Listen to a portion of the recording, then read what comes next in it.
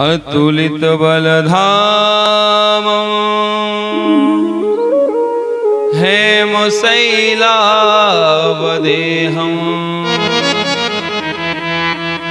दनुजवनग्रसानुं ज्ञानिनामग्रगण्यम्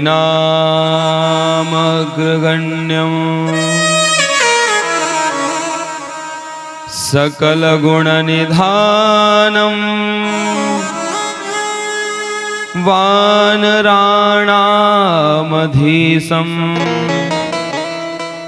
रघुपतिप्रियभक्तं वातजातं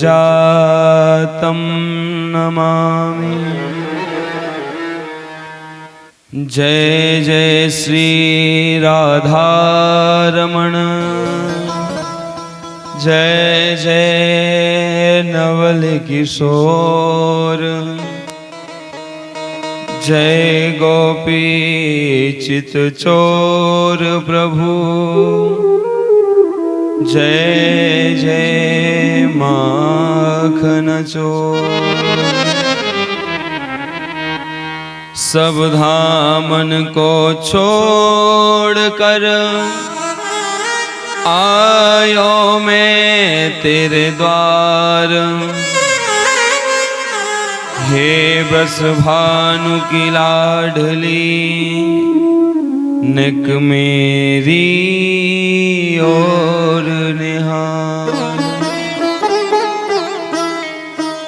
या देवी सर्वभूतेषु प्रार्थना रूपेण संस्थिता, नमस्तस्यै नमस्तस्यै नमस्तस्यै नमो नमः। लेत सदा सुध दीन की, सहज दया के धाम, जननी जनक सब जगत के प्रभु श्री सीताराम, प्रभु श्री सीताराम।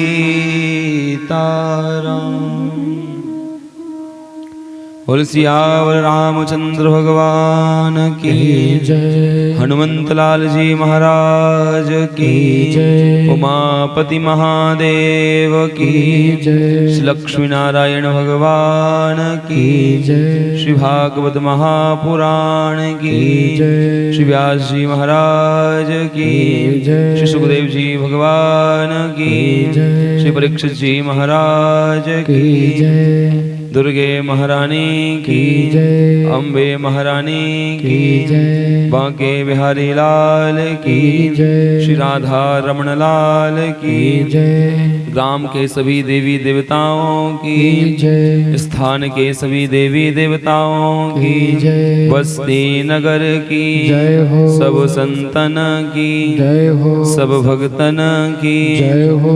जय जय श्री राधे, जय जय श्री राधे, जय जय श्री राधे।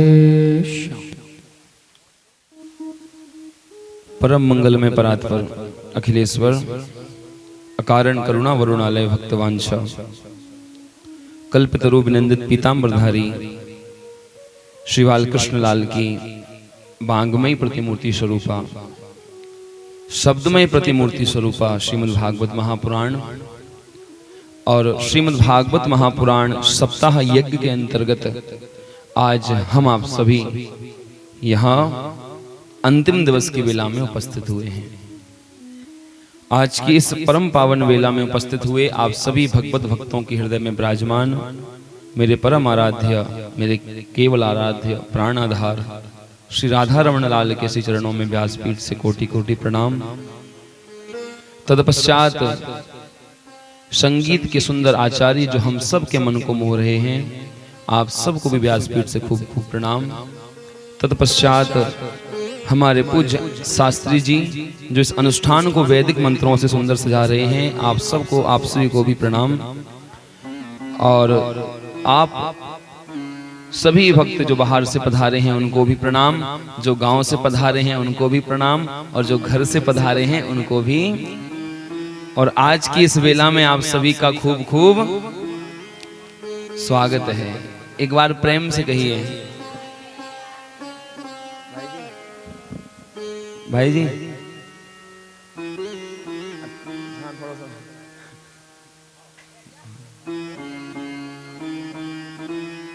एक बार और प्रेम से कहिए, क्या बोलेंगे जी?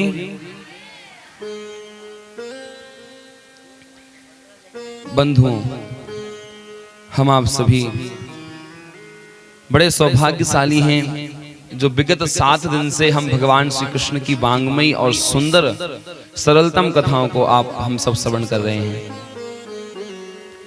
और देखते ही देखते आज अंतिम दिवस की बेला यहाँ प्रकट हुई। आज की इस बेला को विदाई बेला भी कहते हैं। क्या कहते हैं? क्यों कहते हैं?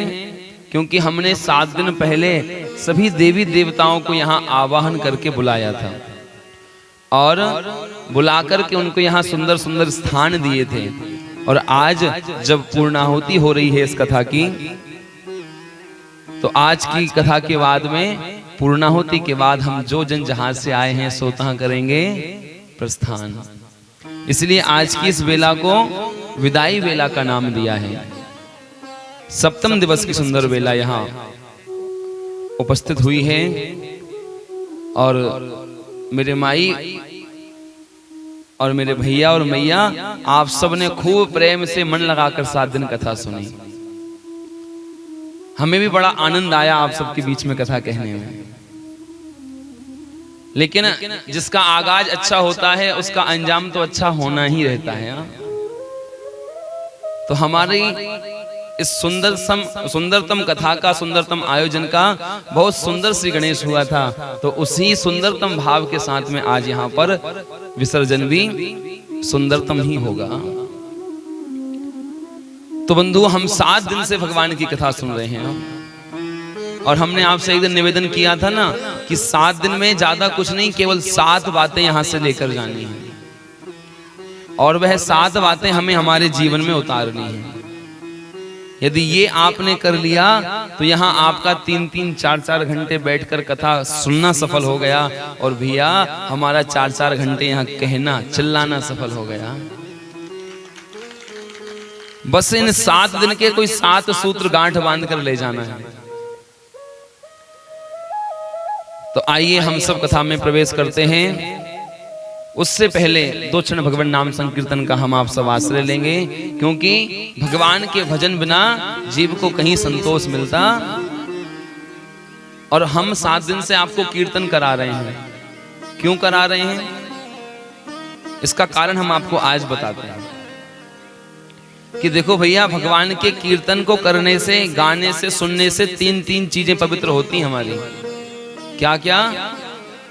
जब हम भगवान का कीर्तन गाते हैं तो हमारी जिह्वा पवित्र होती है, क्योंकि हम दुनिया की बुराई इसी जीव से करते हैं। बोलो हाँ जी के ना जी। तो हमारी सबसे पहले जीव पवित्र होगी भगवान का कीर्तन गाकर। और जब हम कीर्तन गाएंगे और सुनेंगे तो हमारे कान पवित्र हो जाएंगे। कान भी सबसे दूषित वस्तु है। क्यों? क्योंकि दिन भर हम इन्हीं कानों से अपशब्द सुनते रहते हैं, कटु शब्द सुनते रहते हैं। और उसके बाद में हमारा मन, वाणी और श्रवण, ये 3 चीजें भगवान के कीर्तन को करने से, गाने से, सुनने से पवित्र होती हैं। तो आइए 2 क्षण हम आप सब प्रेम से भगवान नाम संकीर्तन करें।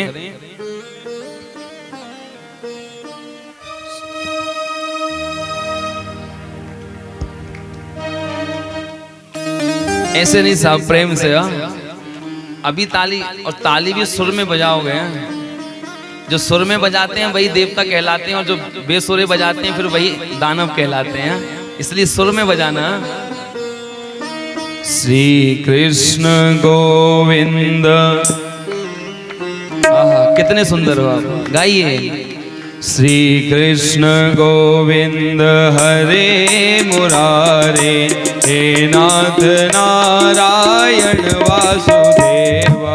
श्री कृष्ण गोविंद हरे मुरारे, हे नाथ नारायण वासुदेवा। श्री कृष्ण गोविंद हरे मुरारे, हे नाथ नारायण वासुदेवा।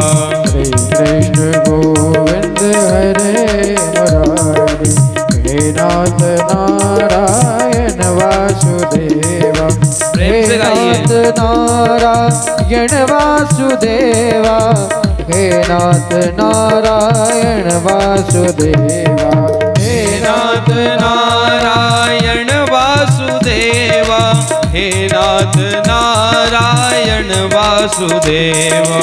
हे नाथ नारायण वासुदेवा, हे नाथ नारायण वासुदेवा। गाइए। श्री कृष्ण गोविंद हरे मुरारे, हे नाथ नारायण वासुदेवा। प्रेम से बोल बांके बिहारी लाल की।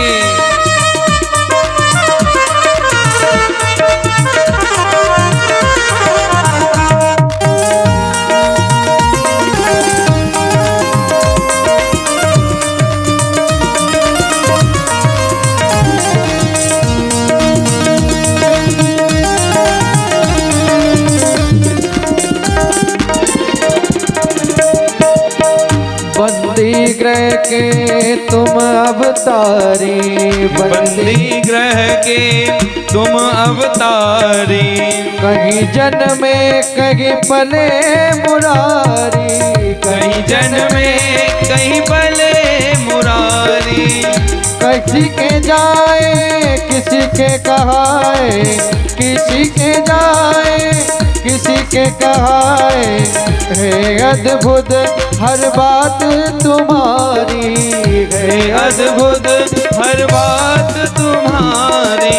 गोकुल में चमके गोकुल में चमके, गोकुल में चमके मथुरा के तारे, हे नाथ नारायण वासुदेवा। श्री कृष्ण गोविंद हरे मुरारे, हे नाथ नारायण वासुदेवा।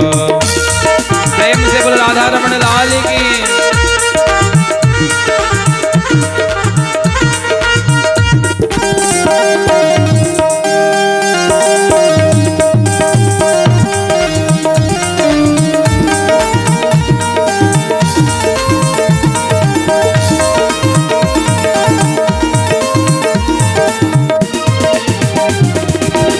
अधर पे बंसी हृदय में राधे, अधर पे बंसी हृदय में राधे, बट गए दोनों में आधे आधे, बट गए दोनों में आधे आधे।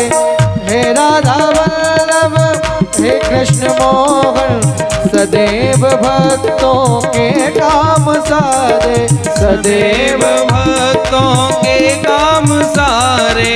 बही गए बही गए बही गए, जहाँ गए पुकार, हे नाथ नारायण वासुदेव। श्री कृष्ण गोविंद हरे मुरारे, हे नाथ नारायण वासुदेव। राधे कृष्णा राधे कृष्णा राधे राधे कृष्णा कृष्णा राधे कृष्णा राधे कृष्णा राधे कृष्णा राधे राधे राधे कृष्णा राधे कृष्णा राधे राधे कृष्णा कृष्णा राधे कृष्णा राधे कृष्णा राधे राधे कृष्णा कृष्णा राधे कृष्णा।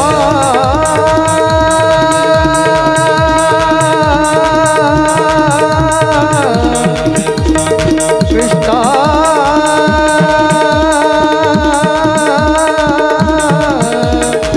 हरे कृष्णा हरे हरे।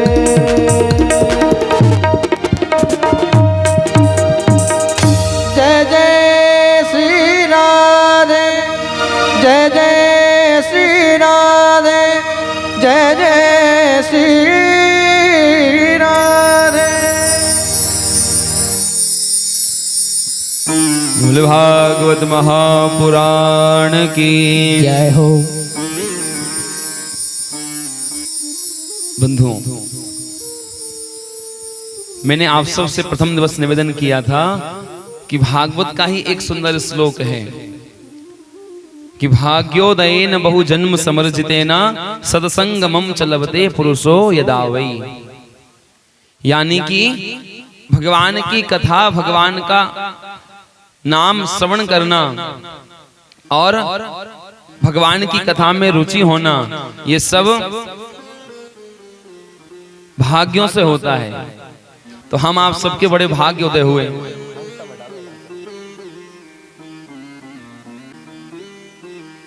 एक बार प्रेम से कहिए, क्या बोलेंगे जी?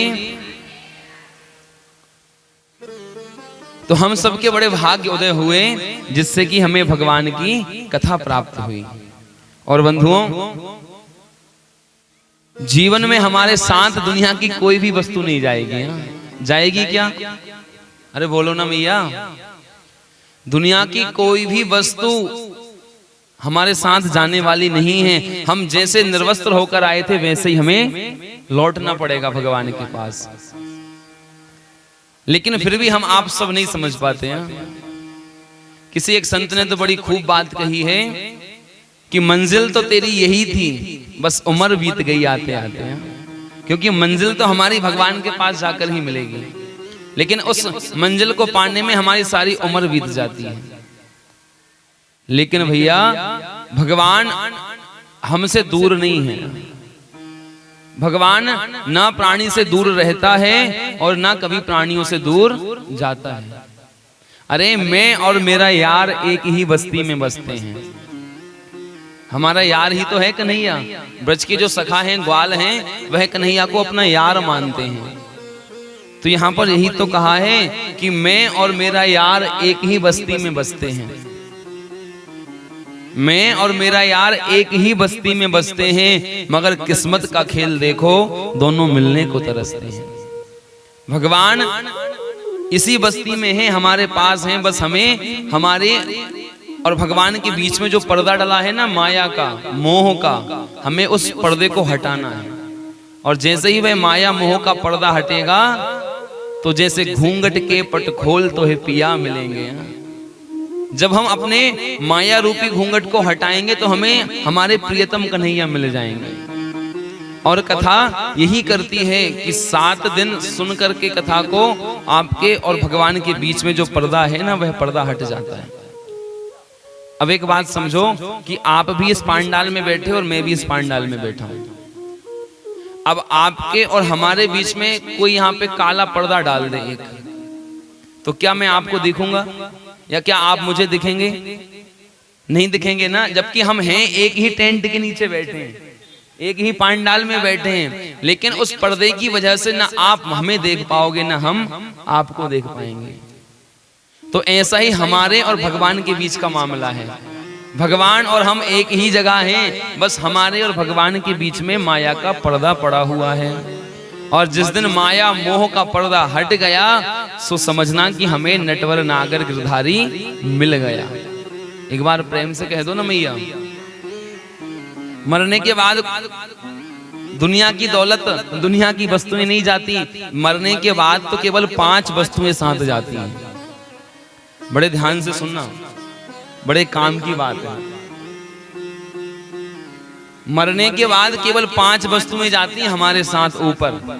कौन कौन सी? पहली, कामना।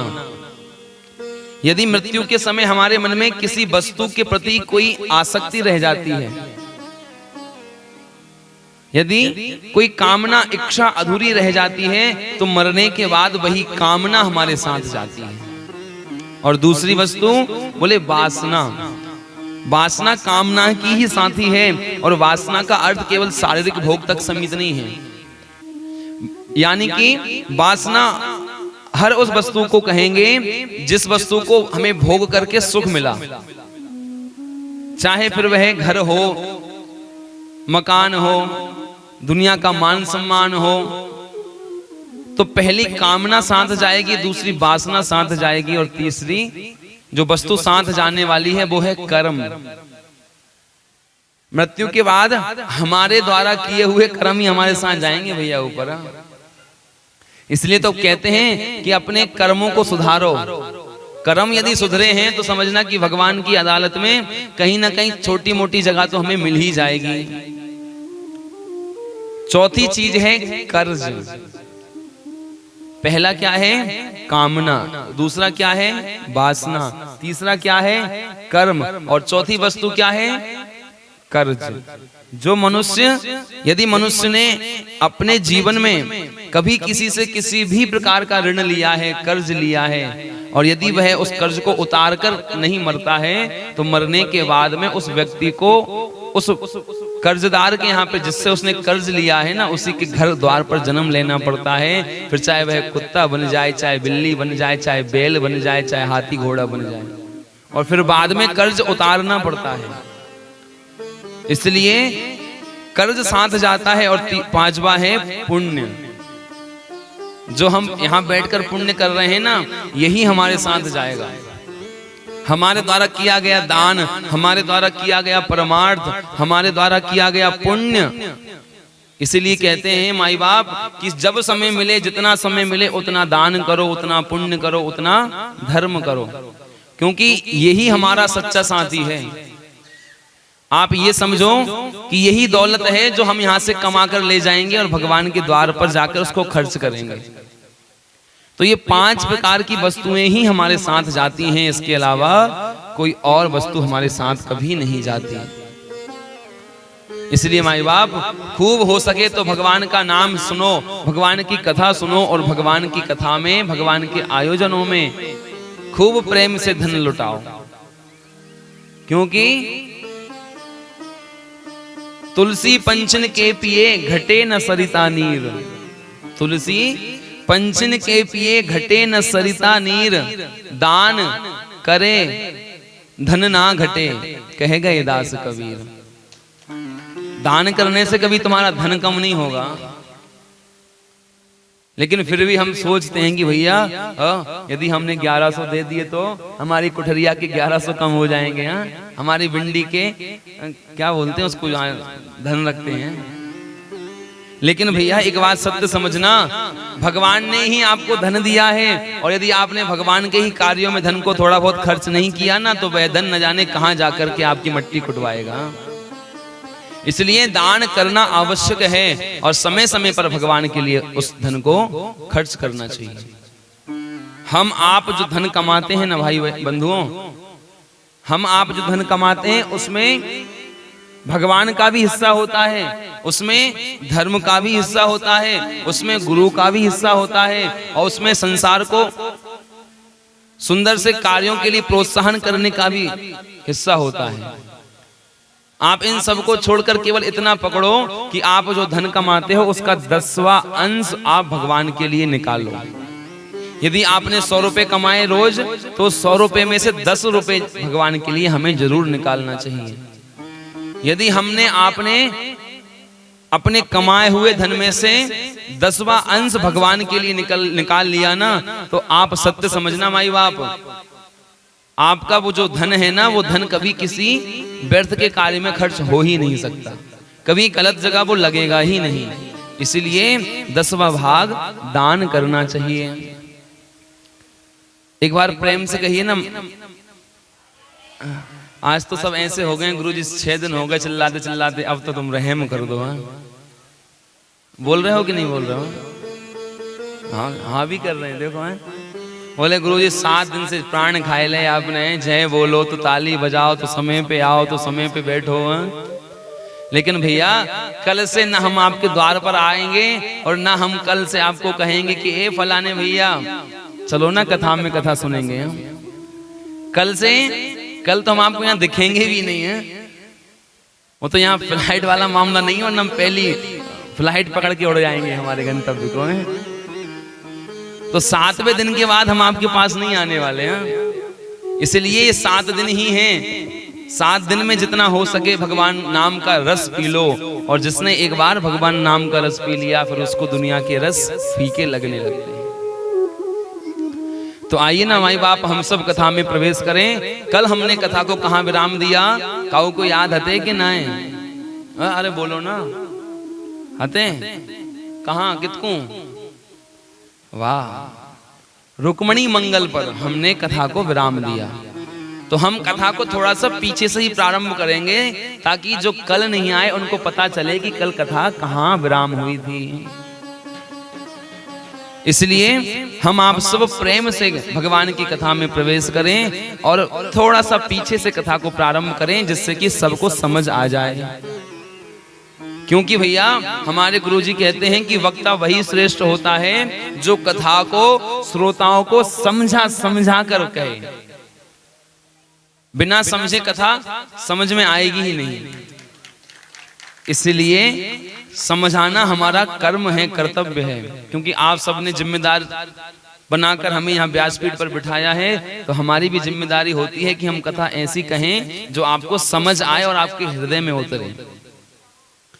तो आइए हम सब कथा में प्रवेश करें। कल सुंदर हमने रुक्मणी मंगल प्रसंग का श्रवण किया और कुंदनपुर के सुंदर राजा हैं जिनका नाम भीष्मक है, उनके एक पुत्री है जिसका नाम है रुक्मणी, और वही रुक्मणी कृष्ण के साथ में पाणी ग्रहण करके आई। रुक्मणी भगवान कृष्ण को प्रेम करती थी और भगवान कृष्ण को कभी देखा नहीं था उन्होंने। बिना देखे ही भगवान की कथा सुन सुनकर भगवान से प्रेम कर लिया। और जब उसके भाई शिशुपाल ने, उसके भाई रुक्मी ने शिशुपाल के साथ उसका विवाह करने को तैयार हुआ, तो वही रुक्मणी अपनी भाभी के पास गई और जा करके अपनी भाभी से कहा कि भाभी, भैया ने मेरा विवाह शिशुपाल से कर दिया और बस विवाह होने ही वाला है और मैं अपने मन को द्वारकाधीश के चरणों में चढ़ा चुकी हूँ। अब बताओ मैं क्या करूं। तभी रुक्मी की पत्नी यानी कि रुक्मणी मैया की भाभी जी ने एक सुंदर युक्ति सुझाई और कहा कि रुक्मणी तुम एक पत्र लिखो, क्योंकि जो बात मुख से नहीं हो पाती वो फिर पत्र के जरिए हो जाती है। तो यहाँ पर रुक्मणी जी पत्र लिखती हैं, उस पत्र को एक ब्राह्मण को देती हैं और कहती हैं, हे ब्राह्मण देवता, आप दुनिया के काम बनाते हो, मेरा भी काम बना दो। क्योंकि भैया एक बात बताएं, एक ब्राह्मण ही एकमात्र ऐसा जीव है, ऐसा मनुष्य है जो संपूर्ण समाज का हित चाहता है। कैसे? वकील जो होता है ना, वो यही चाहेगा कि आपके घर में झगड़ा हो, आपके अड़ोसी पड़ोसी के साथ झगड़ा हो, तब तो जाके उसको केस मिलेंगे, तब तो जाके वो धन कमाएगा। और एक डॉक्टर चाहता है कि आप बीमार पड़ो भैया, तब तो हमारे यहाँ आओगे और हमारे यहाँ आकर के फीस देकर हमसे इलाज करवाओगे। सब कुछ ना कुछ आपका अमंगल करके ही जीवन यापन करना चाहते हैं। लेकिन ब्राह्मण एकमात्र ऐसा मनुष्य है कि वो यही प्रतीक्षा करता है कि आपके घर में कब मांगलिक कार्य हो, कब भगवान का काम हो, कब पूजन पाठ हो, जिससे कि ब्राह्मण का भी जीवन गुजरे अच्छे से और आपका भी मंगल जीवन हो जाए। तो यहाँ पर ब्राह्मण को निमंत्रण, ब्राह्मण को पत्र दिया और पत्र दे करके कहती हैं रुक्मणी अम्बा कि हे ब्राह्मण देवता, आप संसार की मंगल की कामना करते हो, आप जरा हमारा भी मंगल कर दो।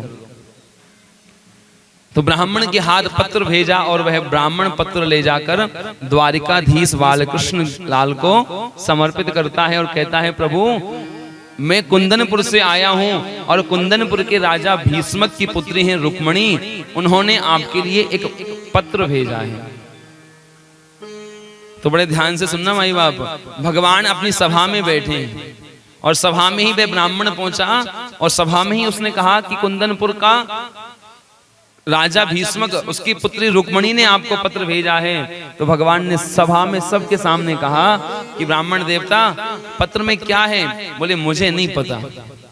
तो एक काम करो, सारी सभा के बीच में आप इसको पढ़ के सुनाओ, क्योंकि मैं नहीं चाहता कि मेरी सभा में कुछ ऐसा असमंजस की स्थिति बने कि लोग सोचें कि भैया न जाने क्या पत्र में लिख करके आया है। तब भगवान की बात सुनकर के ब्राह्मण कहता है, ब्राह्मण की बात सुनकर के भगवान कहते हैं कि ऐसा कुछ तो नहीं है। तब ब्राह्मण कहता है, प्रभु ऐसा तो कुछ विशेष नहीं है, लेकिन हाँ ये आपके लिए व्यक्तिगत पत्र है, ये राज्यसभा में पढ़ने के लिए नहीं है। तब भगवान ने एकांत में उस पत्र को खोल करके उसी ब्राह्मण को दिया और कहा कि ब्राह्मण देवता आप ही पढ़ के सुनाओ। तो यहां पर ब्राह्मण पत्र पढ़ के सुनाता है और कहता है, श्रुत्वा गुणान् भुवन सुंदर शृण्वतां ते निर्विश्य कर्ण विवरैर्हरतोऽङ्घतापम् रूपं दृशां दृशमताखिलार्थलाभम् त्वय्यच्युता विशति चित्रमपत्रतं ते। उस पत्र में रुक्मणी के द्वारा लिखे शब्द हैं और कहती हैं रुक्मणी अम्बा पत्र के माध्यम से कि हे गोविंद, श्रुत्वा गुणान, मैंने आपके गुणों को सुना है और आपके गुणों को सुन सुनकर ही मुझे आपसे प्रेम हुआ है और मैं अब आपके अलावा किसी को वरना नहीं चाहती। और मेरे भाई ने मेरा विवाह दुष्ट शिशुपाल से कर दिया और होने ही वाला है। आप कृपा करके मुझे अपनी अर्धांगिनी बनाओ। अब खुद ही प्रश्न करती हैं और खुद ही जवाब देती हैं। मैया लिखती हैं पत्र में कि हे कृष्ण, आप सोचोगे कि मैं रुक्मणी को लेने कैसे जाऊं। रुक्मणी प्रश्न भी खुद कर रही हैं, उसका जवाब भी खुद ही लिख रही हैं। कहती हैं कि आप सोचोगे कि मैं रुक्मणी को लेने कैसे जाऊं, तो प्रभु सुनो, हमारे खानदान में, हमारे कुल में ऐसा नियम है कि विवाह से पहले कन्या नगर के बाहर कात्यायनी मैया के पूजन को जाती है। उस कात्यायनी मैया के पूजन के समय मैं घर से बाहर निकलूंगी, आप वहीं आना और वहां से मुझे लेकर के। लेकिन हाँ गोविंद, आप थोड़े सावधान होकर आना, क्योंकि मेरा भैया बड़ा दुष्ट है, मेरे साथ तमाम सेनाओं को भेजेगा। तो खुद ही जवाब और खुद ही प्रश्न कर रही हैं और सुंदर पत्र लिख रही हैं और कहती हैं कि हे गोविंद, अब आप ये सोचोगे कि ये कौन नारी है जिसने मुझे देखा नहीं और बिना देखे ही विवाह करने को राजी हो गई। भैया ऐसा होता है क्या? आजकल तो इंच टेप लेके जाते हैं। हम यदि 6 फीट के हैं तो 5.5, 4.5, 5 की तो चलेगी नहीं है। बोलो हाँ कहना। लोग इंच टेप साथ लेकर जाते हैं, लेकिन पहले विवाह में ही एक दूसरे को देखते थे दूल्हा दुल्हन। तो यहाँ पर यही कह रही है रुक्मणी अम्बा कि हे प्रभु, आप सोचते होगे कि ऐसी कौन सी नारी है जो बिना देखे ही मुझे पति रूप में चाहती है। तो यहाँ पर प्रश्न किया और उत्तर भी खुद ही दे रही हैं। क्या दे रही हैं उत्तर? कि हे गोविंद, का त्वां मुकुंद महती कुलशील रूपं विद्या वयो द्रविण धाम अभिरात्मतुल्यं धीरां पतिं कुलवतीं नवनीत कन्यां कालेन सिंह नरलोक मनोभिरामम्। क्योंकि जो कुलवती नारियां होती हैं ना, वह विवाह की बात स्वयं नहीं चलाती, अपने बड़े बुजुर्गों के माध्यम से ही विवाह की बात आगे बढ़ाती हैं।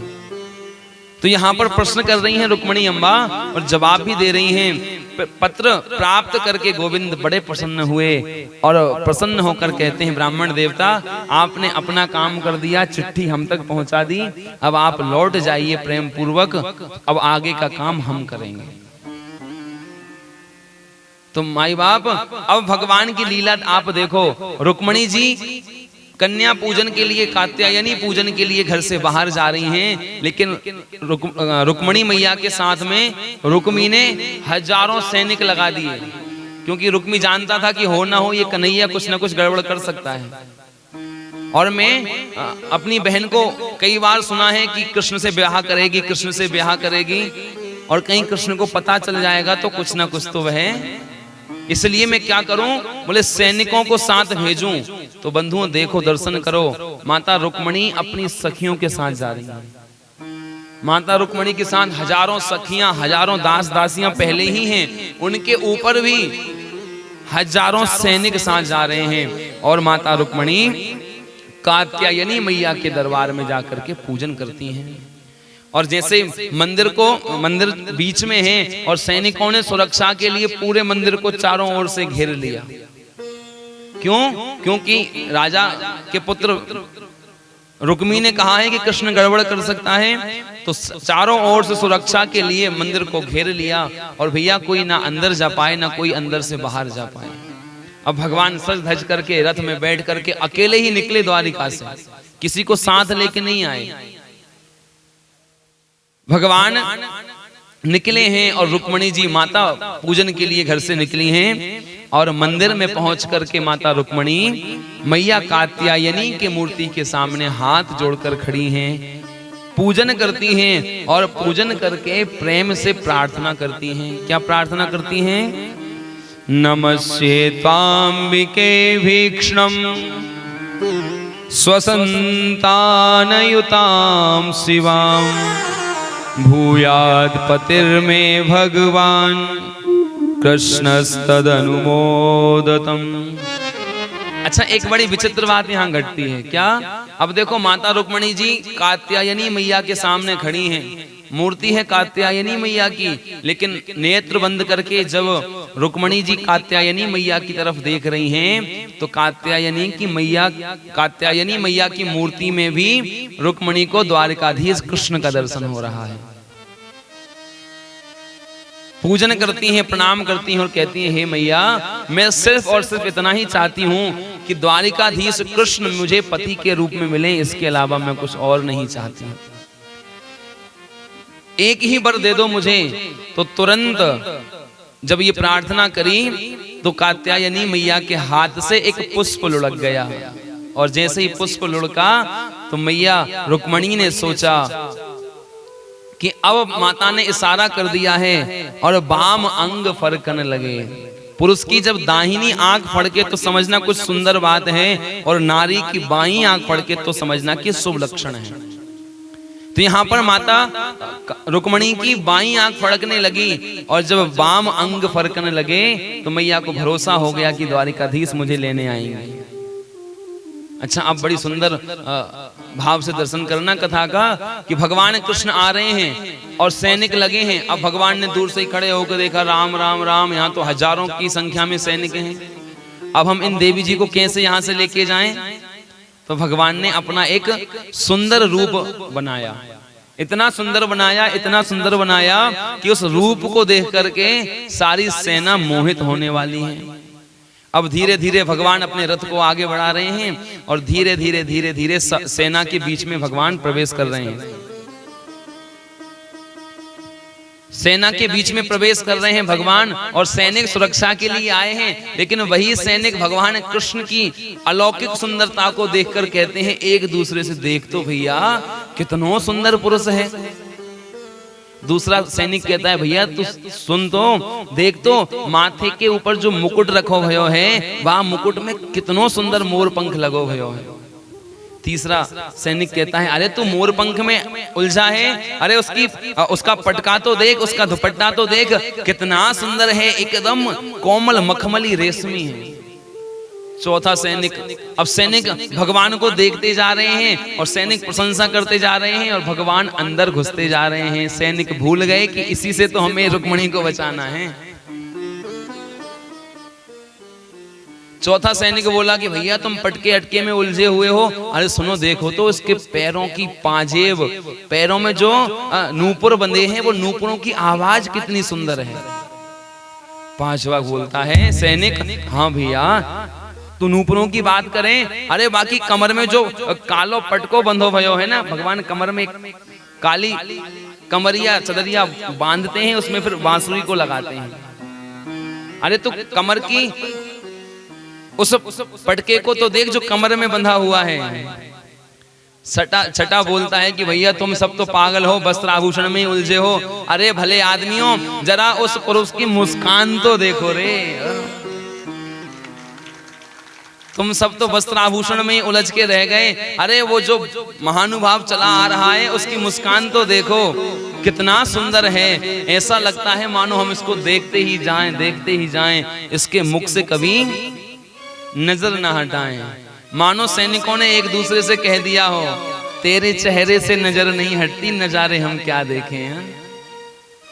क्योंकि भगवान के चेहरे को, मुख को जिसने एक बार देख लिया फिर उसको दूसरी वस्तु देखने की अभिलाषा, प्रेम से कह दो ना जी, क्या बोलेंगे? भगवान उस सेना में प्रवेश करते जा रहे हैं और सैनिक मंत्र मुग्ध होते जा रहे हैं। ऐसे करते करते करते करते भगवान रुक्मणी के पास पहुंचे। रुक्मणी को भगवान ने अपने रथ में बिठाया और बिठा करके जैसे ही वापस लौटने लगे तो भगवान ने कहा कि अब थोड़ी और लीला दिखा दूं, थोड़ी और लीला दिखा दूं। अब क्या लीला दिखाना बाकी रह गया? रुक्मणी जी ने हाथ जोड़कर कहा, भगवान जैसे तैसे तो आप अंदर तक आए, मंदिर तक, अब आप क्या लीला दिखाने वाले हो? तो रुक्मणी से कहा प्रभु ने, सुनो देवी आप बैठी रहो, इन्होंने अभी हमारी मुस्कान देखी है, हमारी चंचलता तो इन्होंने देखी नहीं है। रुक्मणी जी घबरा गई, प्रभु ऐसा मत करना, यदि इनको पता चल गया कि तुम मुझे लेकर के जाने वाले हो तो ये यहाँ पर बड़ा महाभारत खड़ा कर देंगे। भगवान ने कहा, देवी तुम चिंता मत करो, अब हमारे हवाले हो गई हो। मैंने एक दिन कहा था ना कि विवाह के बाद पत्नी की जवाबदारी पति की होती है, तो यहाँ पर वरण होने ही वाला है, तो भगवान कहते हैं तुम चिंता मत करो, जवाबदारी मेरी। और भगवान ने लीला दिखाई। अभी तक तो सबको मोह रहे थे, अब भगवान ने लीला के माध्यम से सबके मोह को भंग कर दिया। एक सैनिक बोला, अरे ओ पागलों, तुम सब इनके कपड़ों में, वस्त्रों में, आभूषणों में, मुस्कान में फंसे पड़े हो, ये तो वही कृष्ण हैं जिसके लिए हम यहाँ आए हैं। अरे वो तो ले गयो, ले गयो, ले गयो, अरे वो तो रुक्मणी को ले ही गयो और तुम सब बाकी बड़ाई करने में लगे हुए हो। अब होश आया सैनिकों को, हाँ, आंखें फाड़ के देखा, हाँ ए भैया, ए रथ निकाल, हाथी घोड़ा निकाल, तलवार निकाल, गधा निकाल, अपने शस्त्र निकाल, युद्ध करेंगे। ऐसे कैसे लेके जा सकता है? क्योंकि हम इसी से बचाने के लिए तो रुक्मणी के साथ आए थे और वही ले गया। सारे सैनिक दौड़े। भगवान ने कहा कि देखा देवी मेरी लीला? रुक्मणी जी कहती हैं, प्रभु आपकी लीला आप ही समझ सकते हो। अब वो तुम्हारे पीछे लग गए, अब बोले अब मैं इनसे युद्ध करूंगा, क्योंकि मैं पराक्रम पूर्वक तुम्हें लेके जाना चाहता हूं, किसी से छुप के तुम्हें लेके जाने वाला, क्योंकि चोरी छिपे वाला काम भगवान इस जगह पे नहीं करते, बाकी हर जगह कर लेंगे।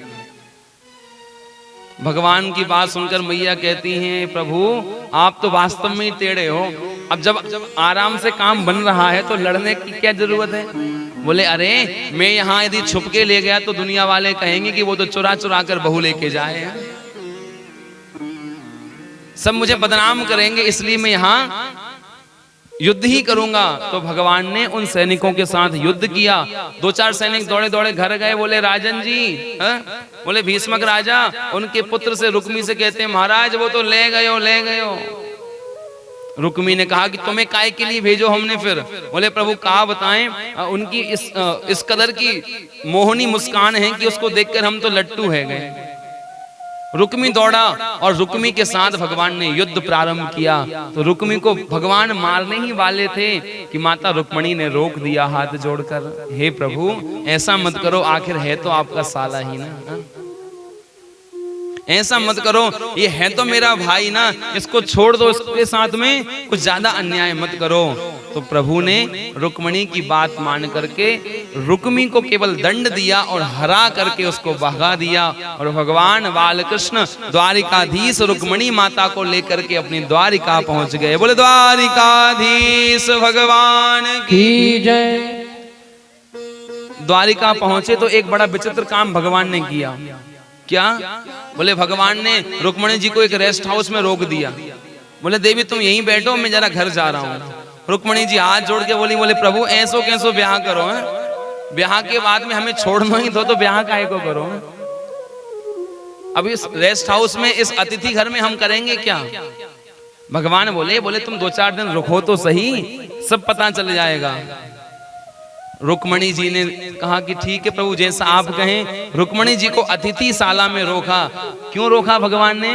बोले यदि डायरेक्ट रुक्मणी को साथ लेकर द्वारिका में प्रवेश करते महल में तो रुक्मणी का स्वागत नहीं हो पाता, इसलिए स्वागत की व्यवस्था तो करनी पड़ती है ना भैया। तो भगवान ने अतिथिशाला में रुक्मणी को रोका और रुक्मणी को रोक करके स्वयं अपने महल में गए और महल में जाकर के अपने दासों से कहा कि चलो भैया तुम्हारी महारानी आ गई हैं, आने वाली हैं, जरा स्वागत की तैयारी करो। खूब दिव्य भव्य स्वागत की तैयारियां हुई, सुंदर सुंदर आचार्य आए और मेरे प्रभु रुक्मिणी को लेकर आते हैं। स्वागत होता है रुक्मिणी का, प्रभु विवाह करते हैं और आज से भगवान द्वारिकाधीश रुक्मिणी महारानी के हृदय के भी राजा बन चुके हैं। बोल युगल सरकार की जय। रुक्मिणी और कृष्ण का विवाह हुआ, ये पहला विवाह है भगवान का। कौन सा विवाह है? अब भगवान कृष्ण हैं ऐसे ही थोड़ी ना मानेंगे, जो हजारों गोपियों के साथ रास रचाते हैं, कुछ तो अलग करेंगे ना। तो यहां पर भगवान ने अनेक अनेक विवाह किए। वैसे तो वर्णन आता है कि 16,108 विवाह भगवान ने किए, लेकिन 16,108 पटरानियों में से केवल 8 पटरानियां भगवान की मुख्य हैं। तो पहला विवाह भगवान का बड़े ध्यान से सुनना मैया और नोट कर लेना कौन कौन सी 8 पटरानियां हैं।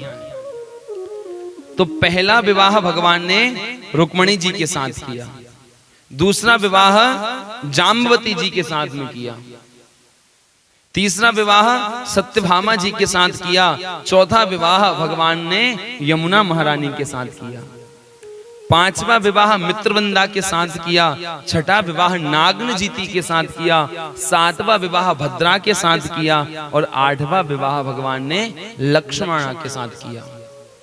ये 8 पटरानियां तो भगवान की प्रमुख हैं ही। तो भैया फिर 16,100 अब ये कहां से आई? तो इसकी भी बड़ी सुंदर कथा है कि भगवान के 16,100 विवाह और बाद में क्यों हुए।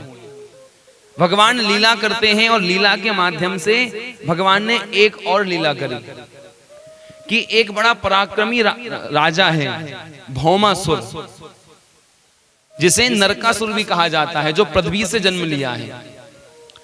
तो उस भौमासुर ने 16,100 कन्याओं को बंदी बनाकर अपने यहां पर रखा था। बड़ा दुष्ट राजा था। तो एक दिन सारी कन्याओं ने मिलकर के गोविंद को पुकारा और कहा कि हे नाथ, इस दुष्ट राजा ने हमें बांध करके रखा है, हमें न छोड़ता है न मुक्त करता है, हम करें तो करें क्या? आप ही कुछ कर सकते हो। तो भगवान ने उन 16,100 कन्याओं के हृदय की बात को जाना और भौमासुर के साथ युद्ध करके, भौमासुर को परास्त करके, जो 16,100 कन्याएं उसके यहाँ बंद थीं, उन सबको छुड़ा करके भगवान ने आजाद कर दिया, मुक्त कर दिया। और जब मुक्त किया कन्याओं को, तो कन्याओं ने हाथ जोड़ करके भगवान से कहा कि हे प्रभु, आपने हमें मुक्त कर दिया, ये बहुत बड़ी कृपा करी, लेकिन सुनो, हमें इस दुष्ट राजा ने कब से बंदी बनाकर रखा था, इसलिए अब हमें समाज वाले स्वीकार नहीं करेंगे, कोई हमसे विवाह नहीं करेगा।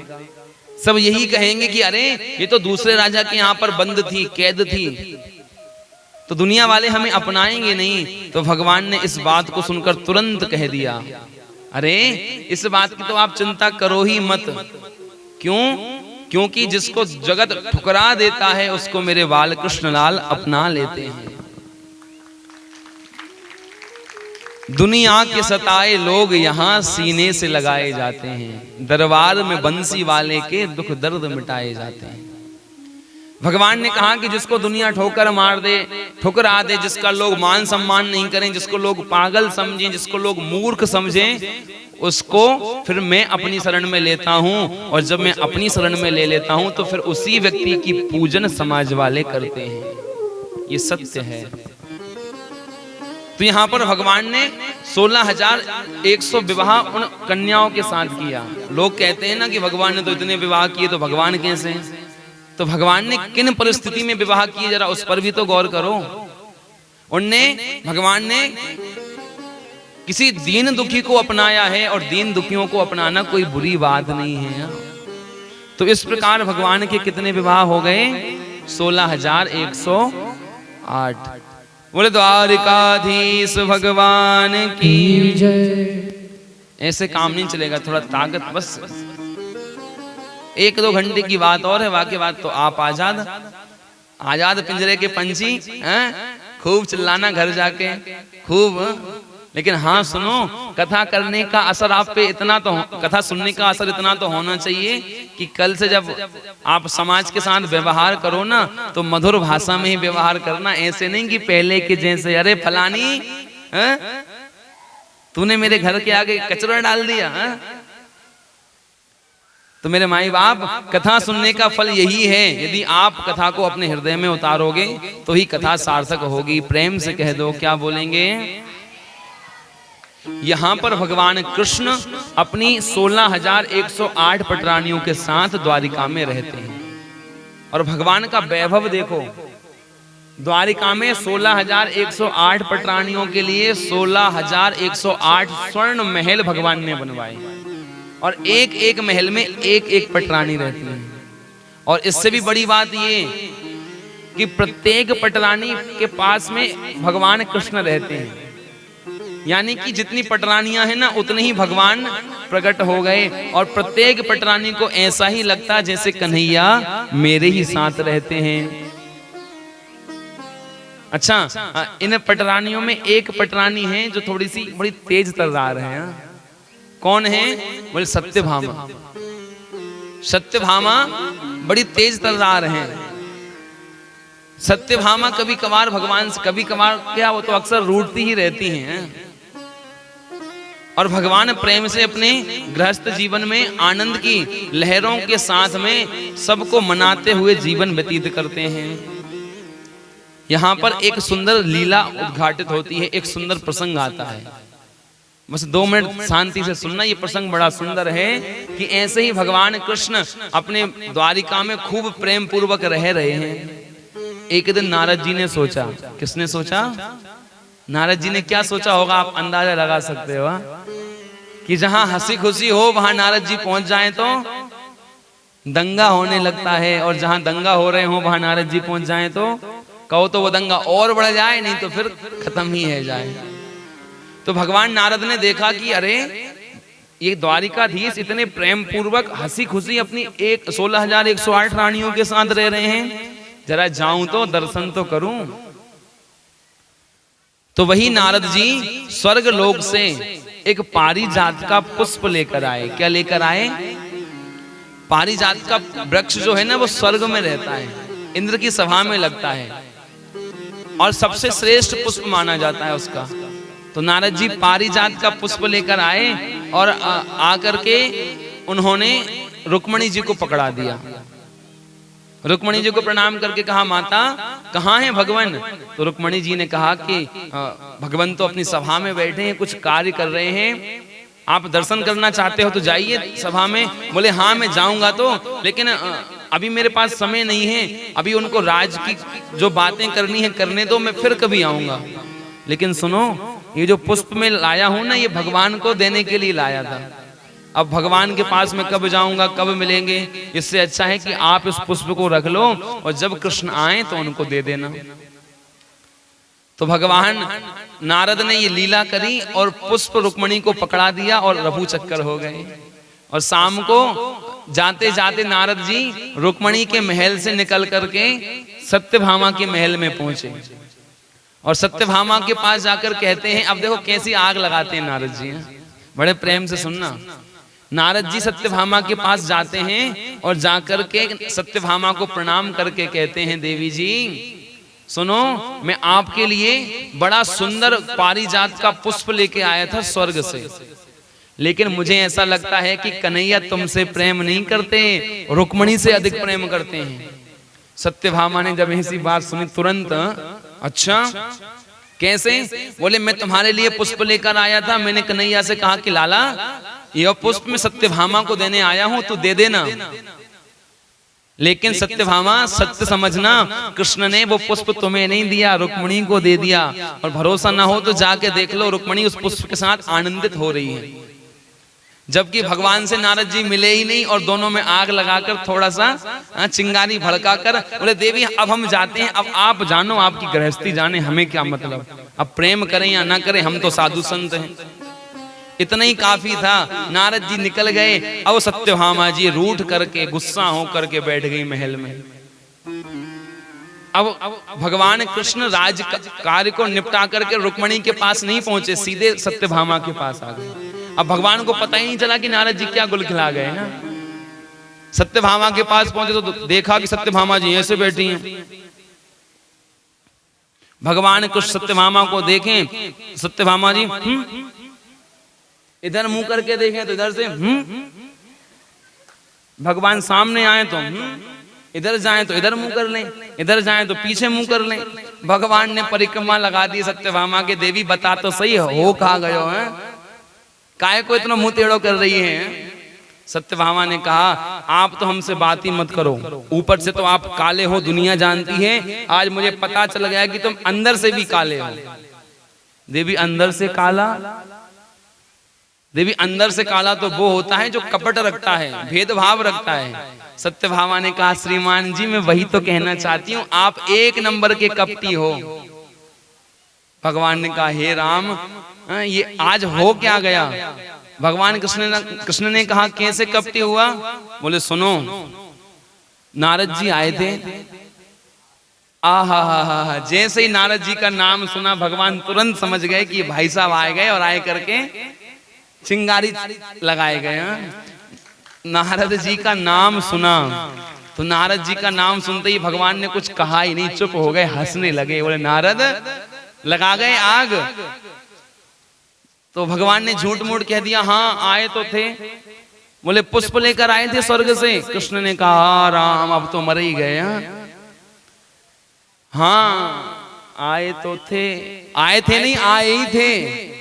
बोले हाओ देवी। सत्यभामा ने कहा वो पुष्प कहाँ है। भगवान ने कहा मुझे तो नारद का ही पता नहीं है कि नारद कहाँ है, तुम पुष्प की बात करती हो। फिर भगवान ने कहा अरे वो पुष्प में छोड़ आया राजमहल में। अच्छा नारद जी वो पुष्प मेरे लिए लाए थे, मुझे सब बता गए, मेरे पास आए थे और वह पुष्प मेरे लिए लाए थे, और तुमसे कहा था कि वह पुष्प पारिजात का तुम सत्यभामा को देना, लेकिन तुम एक नंबर के कपटी, तुम एक नंबर के भेदभाव करने वाले, तुमने वो पुष्प मुझे नहीं दिया। क्यों? क्योंकि तुम मुझसे प्रेम ही नहीं करते। तुम तो प्रेम उस रुक्मणी से करते हो ना, उसको जाके आपने पुष्प दे दिया।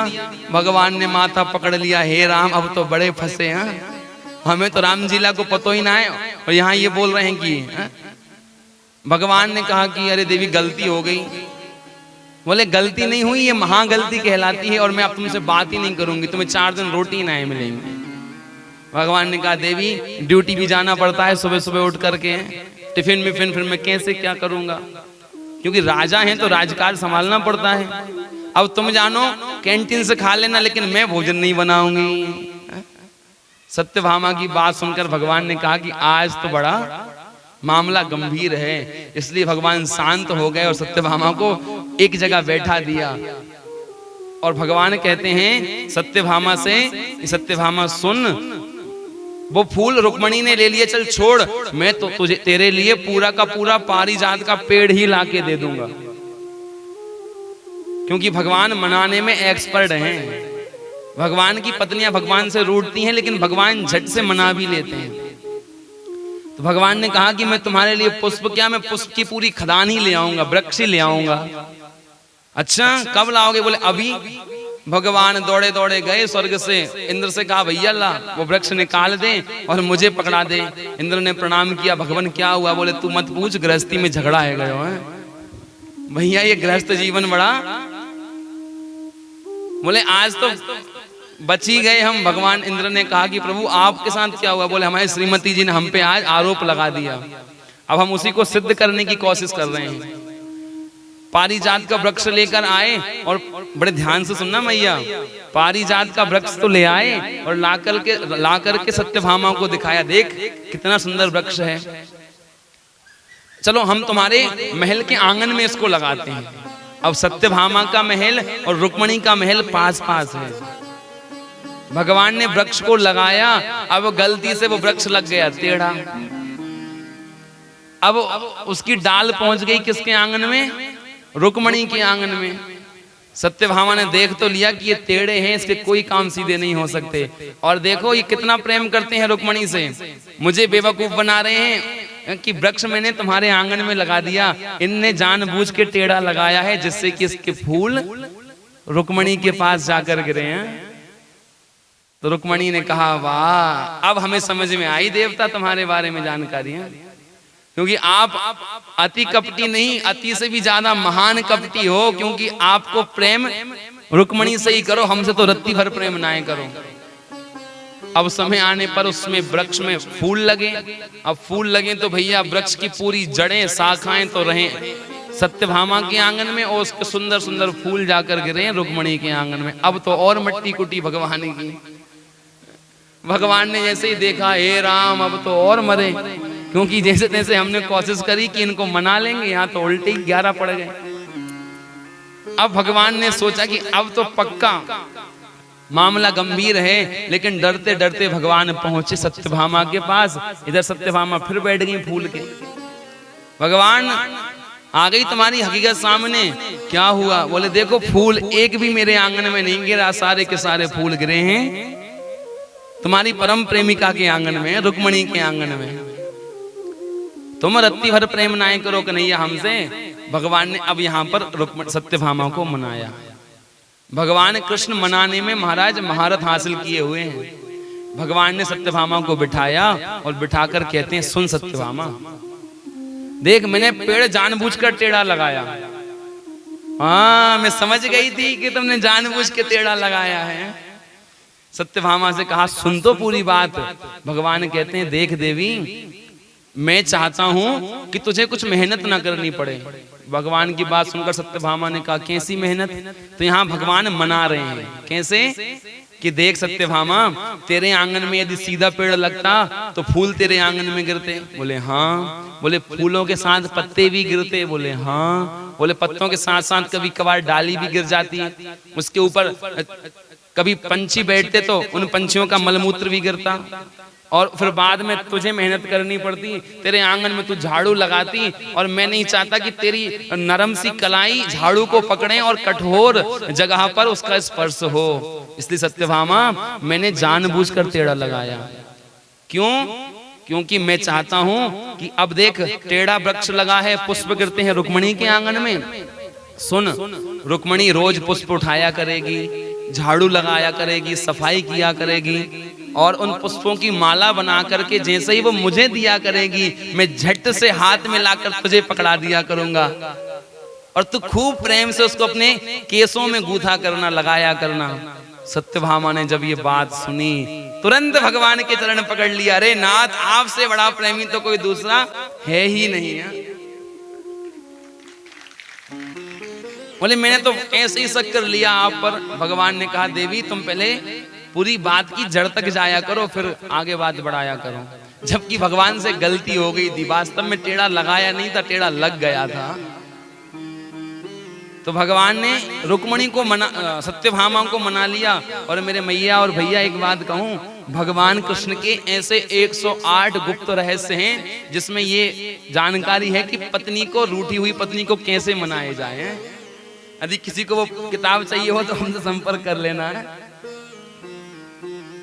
जिसकी पत्नी ज्यादा रूठती हो ना, वो हमसे संपर्क कर लेना। हमारे पास एक भगवान की बुक रखी है जिसमें 108 तरीके हैं कि कैसे अपनी रूठी हुई पत्नी को मनाया जाए। प्रेम से कहो, क्या बोलेंगे? भगवान का एक नाम है मान विमोचन पंडितः।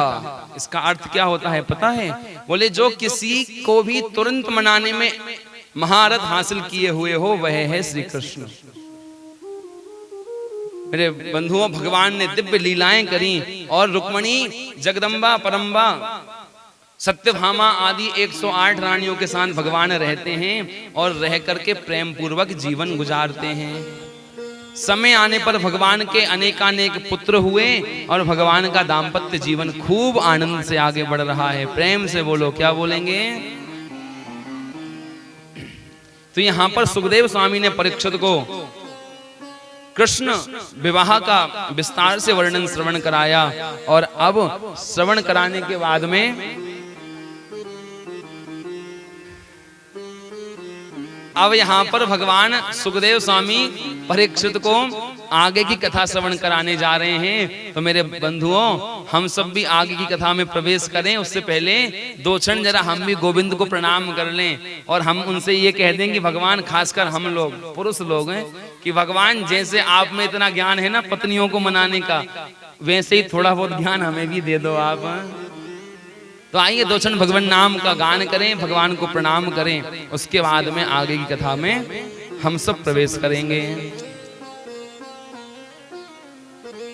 क्या बोलेंगे जी? ऐसे काम नहीं चलेगा, प्रेम से बोलना पड़ेगा।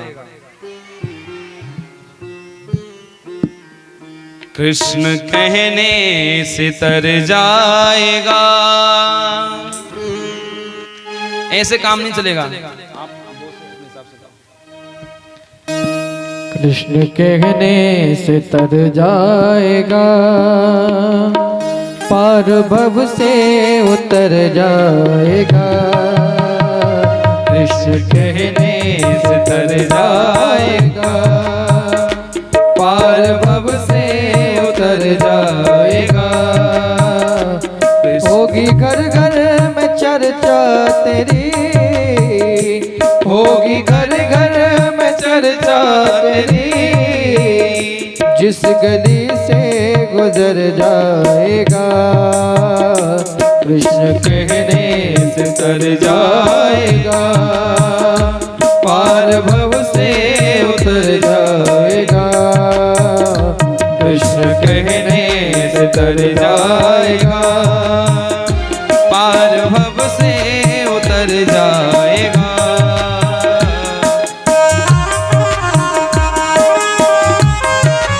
प्रेम से तालियों की सेवा करते हुए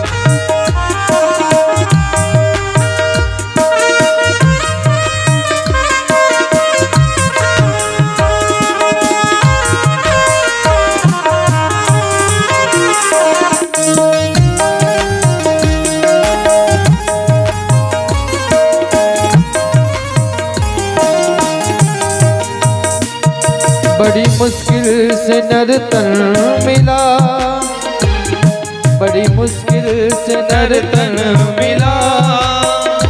क्या पता फिर किधर जाएगा, बड़ी मुश्किल से नर्तन मिला।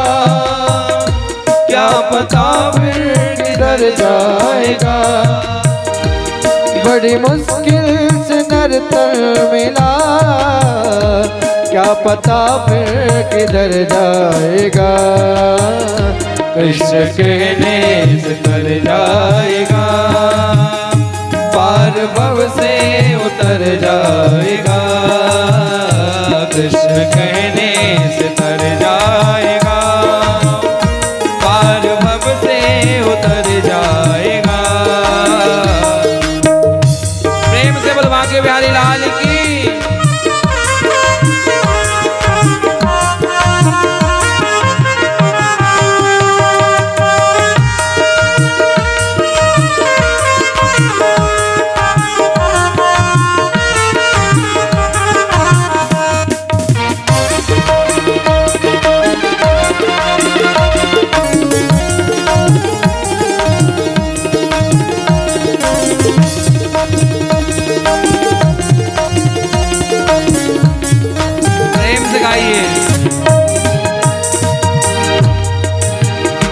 सब कहेंगे कहानी तेरी, सब कहेंगे कहानी तेरी। काम ऐसा तू कर जाएगा, काम ऐसा तू कर जाएगा। ओ काम ऐसा तू कर जाएगा, काम ऐसा तू कर जाएगा। होगी घर घर में चर्चा तेरी, होगी घर घर में चर्चा तेरी। जिस गली से गुजर जाएगा, जिस गली से गुजर जाएगा। कृष्ण कहने से तर जाएगा, पार भव से उतर जाएगा। कृष्ण कहने से तर जाएगा, से उतर जाएगा। प्रेम से बोलो राधा रमण लाल की।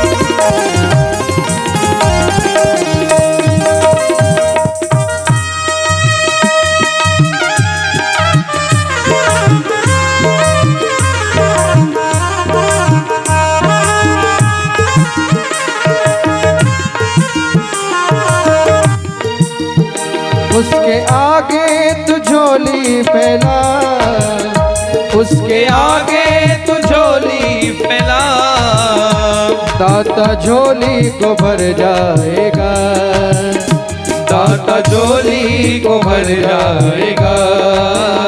कृष्ण कहने से तर जाएगा, पार भव से उतर जाएगा। कृष्ण कहने से तर जाएगा, पार भव से उतर जाएगा। होगी घर घर में चर्चा तेरी, होगी घर घर में चर्चा तेरी, जिस गली से गुजर जाएगा, जिस गली से गुजर जाएगा। कृष्ण कहने से तर जाएगा, पार भव से उतर जाएगा। कृष्ण कहने से तर जाएगा, पार भव से उतर, पार भव से उतर, पार भव से उतर जाएगा। बोले बाके बिहारी लाल की। क्या बोलेंगे जी? कृष्ण कहने से तर जाएगा, पार भव से उतर जाएगा। पार होने का मौका मिल सकता है। इसके अलावा तो यहाँ पर सुखदेव स्वामी ने परीक्षित को भगवान कृष्ण और रुक्मिणी अम्बा और भगवान के दिव्य दाम्पत्य जीवन के बारे में श्रवण कराया। और आगे कथा चलती है और आगे प्रसंग आता है कि अब भगवान कृष्ण वृंदावन को छोड़ करके आए हैं ना, तो तब से वृंदावन वापस नहीं गए। वृंदावन को छोड़कर कब आए थे? कंस को मारने के लिए। और उस समय उम्र कितनी थी भगवान की? मात्र 11 वर्ष। उसके बाद में भगवान विवाह हो गया भगवान का, एक नहीं 16,108 विवाह हो गए। अब मान लो कि एक एक साल के अंतराल से यदि विवाह हुआ होगा तो कितने वर्ष लग गए होंगे भगवान को। तो भगवान का विवाह हुआ, भगवान के घर पुत्र हुए, पुत्रों के भी विवाह हुए, पुत्रों के भी पुत्र हुए। इस प्रकार अनेक वर्ष गुजर गए और अनेक वर्ष के बाद भी भगवान लौट करके वृंदावन नहीं गए। तो एक समय कुरुक्षेत्र में दिव्य सूर्य ग्रहण के अवसर पर एक मेले का आयोजन हुआ और उस मेले में सारे ब्रजवासी पहुंचे। और उसी मेले में मैया यशोदा पहुंची, नंद बाबा पहुंचे, राधा रानी पहुंची और इधर से द्वारिका से कृष्ण अपनी 16,000 पटरानियों 16,108 पटरानियों को लेकर पहुंचे। तो मेरे भैया और मैया हजारों वर्ष तो नहीं कहेंगे, लेकिन हाँ सैकड़ों वर्ष तो हो ही गए हैं भगवान को ब्रज छोड़े। अब सैकड़ों वर्ष के बाद में आज कुरुक्षेत्र में भगवान ने जब ये सुना कि इस मैदान में, इस कुरुक्षेत्र में मेले को देखने के लिए मेरी यशोदा भी आई है, मेरे नंद बाबा भी आए हैं, मेरे सखा भी आए हैं और तो और मेरी लाडली किशोरी राधे रानी भी आई हैं, तो क्यों ना मैं एक बार उनका दर्शन करूं, क्योंकि न जाने कितने वर्ष गुजर गए मैं अपने मित्रों से नहीं मिला।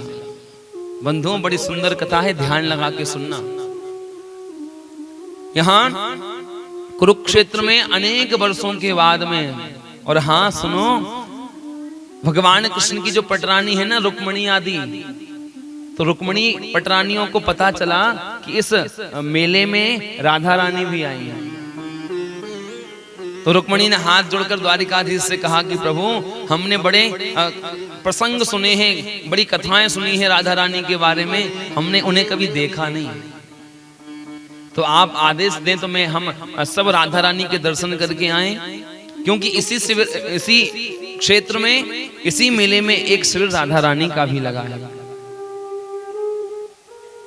भगवान ने कहा कि अरे देवी, इसमें पूछने वाली क्या बात है, आप तो प्रेम से जाओ, लेकिन हाँ सुनो, राधा रानी के पास जाओ ना तो खाली हाथ मत जाना, कुछ लेकर जाना। क्या लेके जाए नाथ? बोले कुछ ना मिले तो दूध एक लोटे में भर कर ले जाना। तो रुक्मणी जी एक लोटे में दूध, गर्मा गर्म दूध, उसमें सुंदर मेवा मिष्ठान डाल करके लेके गई, और रुक्मणी जी राधा रानी के शिविर की तरफ पहुंची, और शिविर की तरफ पहुंच करके पहली सीढ़ी पर एक सखी खड़ी है। 7-8 सीढ़ियां पार करना पड़ता है, तो पहली सीढ़ी पर खड़ी है एक सखी। तो रुक्मणी जी ने सोचा कि हो ना हो यही राधा रानी है, क्योंकि सखी इतनी सुंदर है कि उसके जैसा रूप सौंदर्य किसी का है ही नहीं। रुक्मणी ने उन्हीं को राधा समझकर प्रणाम किया, तो सखी ने हाथ जोड़ लिए, बोले अरे आप क्या करती हो, हम राधा रानी नहीं हैं, हम तो उनकी दासियों की दासियों की दासियों की दासी हैं। रुक्मणी जी समझ गई कि राम राम राम, जब राधा रानी की दासियों की दासियों की दासियों की दासी इतनी सुंदर हैं, तो राधा रानी कितनी सुंदर होंगी। 2-3 सीढ़ी पार करके पुनः एक सखी मिली, तो अब राधा रानी को, उस सखी को राधा रानी समझ बैठी, और अब तो लौट कर प्रणाम कर लिया। तब उस सखी ने कह दिया कि हम भी राधा रानी नहीं। ऐसे करते करते जब अंतिम सीढ़ी पर पहुंची, तो अंतिम सीढ़ी पर राधा रानी की प्रमुख सखी है एक ललिता। ललिता को देखा तो ललिता सखी का सौंदर्य बिल्कुल राधा रानी के जैसा ही है, लगभग। अब तो रुक्मणी ने कहा कि अब तो 1000% आप ही राधा रानी हो। उनके चरणों में लौट कर प्रणाम किया, और उस ललिता सखी ने उठाकर राधा रानी की, रुक्मणी को अंक में भरा और कहा कि हम राधा रानी नहीं है, राधा रानी तो अंदर शिविर में है। अच्छा, दर्शन हो सकते हैं? बोले हाँ क्यों नहीं, चलो। तो जैसे ही रुक्मणी राधा रानी के शिविर में प्रवेश की, मेरे माई बाप बड़े ध्यान से सुनना, राधा रानी के शरीर पर कोई सजावट नहीं है, कोई ऊपरी सजावट बनावट नहीं है। राधा रानी प्रेम मन से, मुदित मन से उस शिविर में बैठी हैं, और नित्य निरंतर राधा रानी की आंख से आंसू बह रहे हैं। रुक्मणी जी राधा रानी को देख करके मोहित हो गई, प्रणाम किया, हे राधे, मैं कृष्ण की पटरानी हूँ, नाम मेरा रुक्मणी है, आपका बड़ा यश सुना था, तो आपके दर्शन के लिए आई है। राधा रानी ने कहा अच्छा आप कृष्ण की पटरानी हो? बोले हाँ। तो राधा रानी ने कहा रे आप तो बड़ी सौभाग्यशाली हो, क्योंकि प्रेम तो उन्होंने हमसे किया, लेकिन विवाह आपसे कर लिया। आपको कृष्ण का अंग संग प्राप्त हुआ, इसलिए आप बड़ी भाग्यवान हो, और आपको मैं कृष्ण ही समझती हूँ, क्योंकि आप कृष्ण की अर्धांगिनी हो। प्रणाम किया, बिठाया, और बिठा करके रुक्मणी को राधा रानी ने खूब बातें करी, और बातें करते करते रुक्मणी के मुख से निकल गया कि राधा मैं तुम्हारे लिए दुग्ध लेकर आई हूं। राधा रानी ने कहा कि रुक्मणी, मैं जब से कृष्ण ने वृंदावन छोड़ा तब से हमने दुग्ध को हाथ तक नहीं लगाया, पीना तो दूर की बात है, इसलिए दुग्ध को मैं नहीं पान कर सकती। अचानक मुख से निकल गया रुक्मणी के कि अरे राधा, ये दूध स्वयं कृष्ण ने आपके लिए भेजा है। जैसे ही ये सुना कृष्ण ने भेजा है, तुरंत उस लोटे को हाथ से छीन लिया, एकदम गर्मा गर्म दूध राधा रानी एक सांस में पी गई। क्यों? क्योंकि अरे ये कृष्ण ने भेजा है मेरे लिए, और कृष्ण की भेजी हुई कोई भी वस्तु को मैं ठुकरा सकती, क्योंकि ये मेरी सामर्थ्य नहीं है, मैं कृष्ण की किसी भी वस्तु से दूर नहीं जा सकती। राधा रानी ने यहाँ पर गर्मा गर्म दूध पी लिया, अब इसका असर होगा द्वारिकाधीश को। खूब बड़ी प्रेम भरी बातें करी रुक्मणी ने राधा जी के साथ में, खूब पुराने कन्हैया के किस्से सुने और प्रणाम करके जब दर्शन करके अपने शिविर में लौटी तो क्या देखती हैं, बड़े ध्यान से सुनना, कृष्ण भगवान के पैरों में फोले पड़ गए हैं, फुंसियां हो गई हैं, फोड़े पड़ गए हैं। रुक्मणी जी एकदम भयभीत हो गई कि अरे प्रभु आप कहीं बाहर गए क्या धूप में? प्रभु ने कहा नहीं मैं तो कहीं नहीं गया। तो प्रभु आप कहीं गए नहीं तो आपके पैर में ये फोले कैसे पड़े? प्रभु मुस्कुराए और मुस्कुरा के कहते हैं रुक्मणी ये सब तुम्हारे कारण तो पड़े हैं। रुक्मणी लक्ष्मी हैं और नारायण यदि ये कह दे कि तुम्हारे कारण मुझे कष्ट हुआ है तो साहब लक्ष्मी थरथर कांपने लगती हैं। रुक्मणी कांपने लगी, हाथ जोड़कर चरणों में लेट गई, हे नाथ मुझसे अपराध क्या बन गया? मैंने ऐसा क्या कर दिया जो आपको इतना कष्ट हो रहा है? प्रभु ने कहा देखो देवी तुमने गर्मा गर्म दूध ले जाकर राधा रानी को पिला दिया और सुनो राधा रानी के हृदय में सदैव मेरे चरणों का वास होता है। उन्होंने गर्म दूध पिया, वह दूध मेरे चरणों को छुआ और चरणों को छूते ही वह गर्मा गर्म दूध के बसीभूत मेरे पैर में फफोले पड़ गए, छाले पड़ गए। यदि तुम गर्म दूध न पिलाती तो आज ये होता ही नहीं। रुक्मणी कांपने लगी, कहती है हे नाथ मुझसे बहुत बड़ा अपराध हो गया। अरे रुक्मणी तुम ज्यादा चिंता मत करो, राधा के हृदय में सदैव मेरे चरण रहते हैं और मेरे हृदय में सदैव राधा के चरण रहते हैं। क्योंकि एक बात मैं आपको बताऊं भैया, राधा और कृष्ण, लोग हमसे प्रश्न करते हैं विवाह क्यों नहीं हुआ? तो राधा कृष्ण दोनों अलग नहीं हैं, राधा कृष्ण दोनों एक हैं। लीला करने के लिए भगवान एक रूप स्त्री यानी कि राधा बनकर आए और एक रूप से स्वयं कृष्ण बनकर आए, और विवाह करने के लिए दो लोगों की आवश्यकता होती है। यहाँ राधा रानी और कृष्ण अलग अलग नहीं हैं, दोनों एक हैं। कैसे? जैसे सूर्य, उसके नीचे आपने दो घड़ों में पानी रख दिया और आपने दोनों घड़ों में देखा तो दोनों घड़ों में आपको सूर्य अलग अलग दिखेगा। बोलो हाँ के ना? दोनों घड़ों में अलग अलग दिखेगा। इसका मतलब ये तो नहीं है कि सूर्य दो हैं, सूर्य तो एक है, वो तो लीला के लिए दो रूप में परिवर्तित हो गया। इसी प्रकार राधा कृष्ण दोनों एक हैं, ये अलग अलग नहीं है। लीला के लिए राधा कृष्ण दो अलग अलग रूप से आए हैं और अंत में राधा कृष्ण दोनों एक हो गए हैं। तो यहां पर भगवान कृष्ण ने रुक्मणी को राधा के बारे में बड़ी सुंदर चर्चा सुनाई और कुरुक्षेत्र के मैदान में राधा रानी की चर्चा के बाद में कृष्ण ने रुक्मणी से कहा देवी तुम मिल आई, अब एक काम करो, मैं राधा रानी से मिलने का तो नहीं कहूंगा, लेकिन हाँ मैं इतना कहूंगा कि क्या मैं अपने मैया बाबा यशोदा और नंद बाबा से मिल सकता हूँ? रुक्मणी कहती है, हे प्रभु आप कैसी बात करते हो, आपके पिता हैं, आपकी माता हैं, आप स्वतंत्र हो। तो मेरे भाई बहन बंधुओं, भगवान कृष्ण बरसों के बाद यशोदा मैया के पास गए और जैसे ही यशोदा मैया के पास कन्हैया पहुंचे, यशोदा मैया की आंखों की शक्ति देखने की समाप्त हो रही है। नित्य निरंतर आंसू बहते हैं। मैया के पास पहुंचकर कृष्ण ने प्रणाम किया और कहा मैया, और जैसे ये शब्द कहा ना मैया, कृष्ण की आवाज सुनकर तुरंत यशोदा पहचान गई, अरे मेरो लाला। तुरंत कन्हैया को अंक में भर लिया और प्रेम के आंसुओं से कन्हैया के पूरे माथे को भिगो दिया। हे लाला तू बड़ो निर्दयी है रे, बड़ो कठोर है, कितने वर्ष हो गए तो तेरी मैया की याद ना आई। बड़ी सुंदर सुंदर बातें हुई, वात्सल्य की, करुणा की, प्रेम की, और मेरे नाथ ने, द्वारिका नाथ ने मैया पर बड़ा प्रेम उड़ेला, मैया ने कृष्ण पर प्रेम उड़ेला, खूब दिव्य चर्चा हुई। मेरे मैया और भैया ये कथा है तो बड़ी लंबी और बड़ी अच्छी, लेकिन आज ज्यादा समय हमारे सबके पास है नहीं, क्योंकि आज नुक्ति वाला मामला है, समझ सकते हैं।